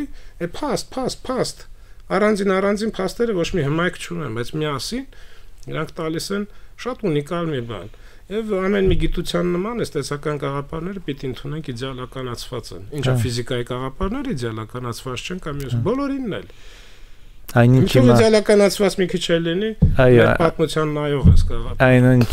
ֆիզիկայի ֆիզիկոսների միշտ կռվանն է, որ իրենք ճշգրիտ գիտություն են, բայց երբ որ նայում ես ինչպես է ամեն մի նոր ֆիզիկան փոխում նախորդ եւ հերքում նախորդ ֆիզիկան, չգիտեմ, դու հասկանում ես, որ դա գիտության փիլիսոփայությանը մի քիչ ծանոթ լինելով ես արդեն դուրսանից ես դրանով եմ բացատրում այդ պարադիգմալ զդվիգները, էլի։ Ասենք 2000 տարի սա ասում էին աշխարհը Արիստոտելի ֆիզիկայի նկարագրածն է։ Հետո ասում վայ լրիվ սխալվել ենք, էս չի, էս է աշխարհը, Նյուտոնի մեխանիկայի իմանալ։ Դու մասամբ ենք սխալվել, էսա, վաղը մի սորը պետք է ասել։ Էսա հիմա քվանտային ֆիզիկան ամբողջը չի, բայց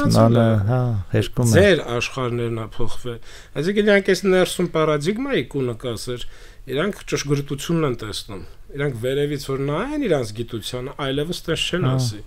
Դրա համար 20-րդ դարի երկրորդ կեսում ասին իդեալները բնագիտության եւ հումանիտար գիտության մոտեցան, բայց ոչ թե հումանիտարը դառավ նման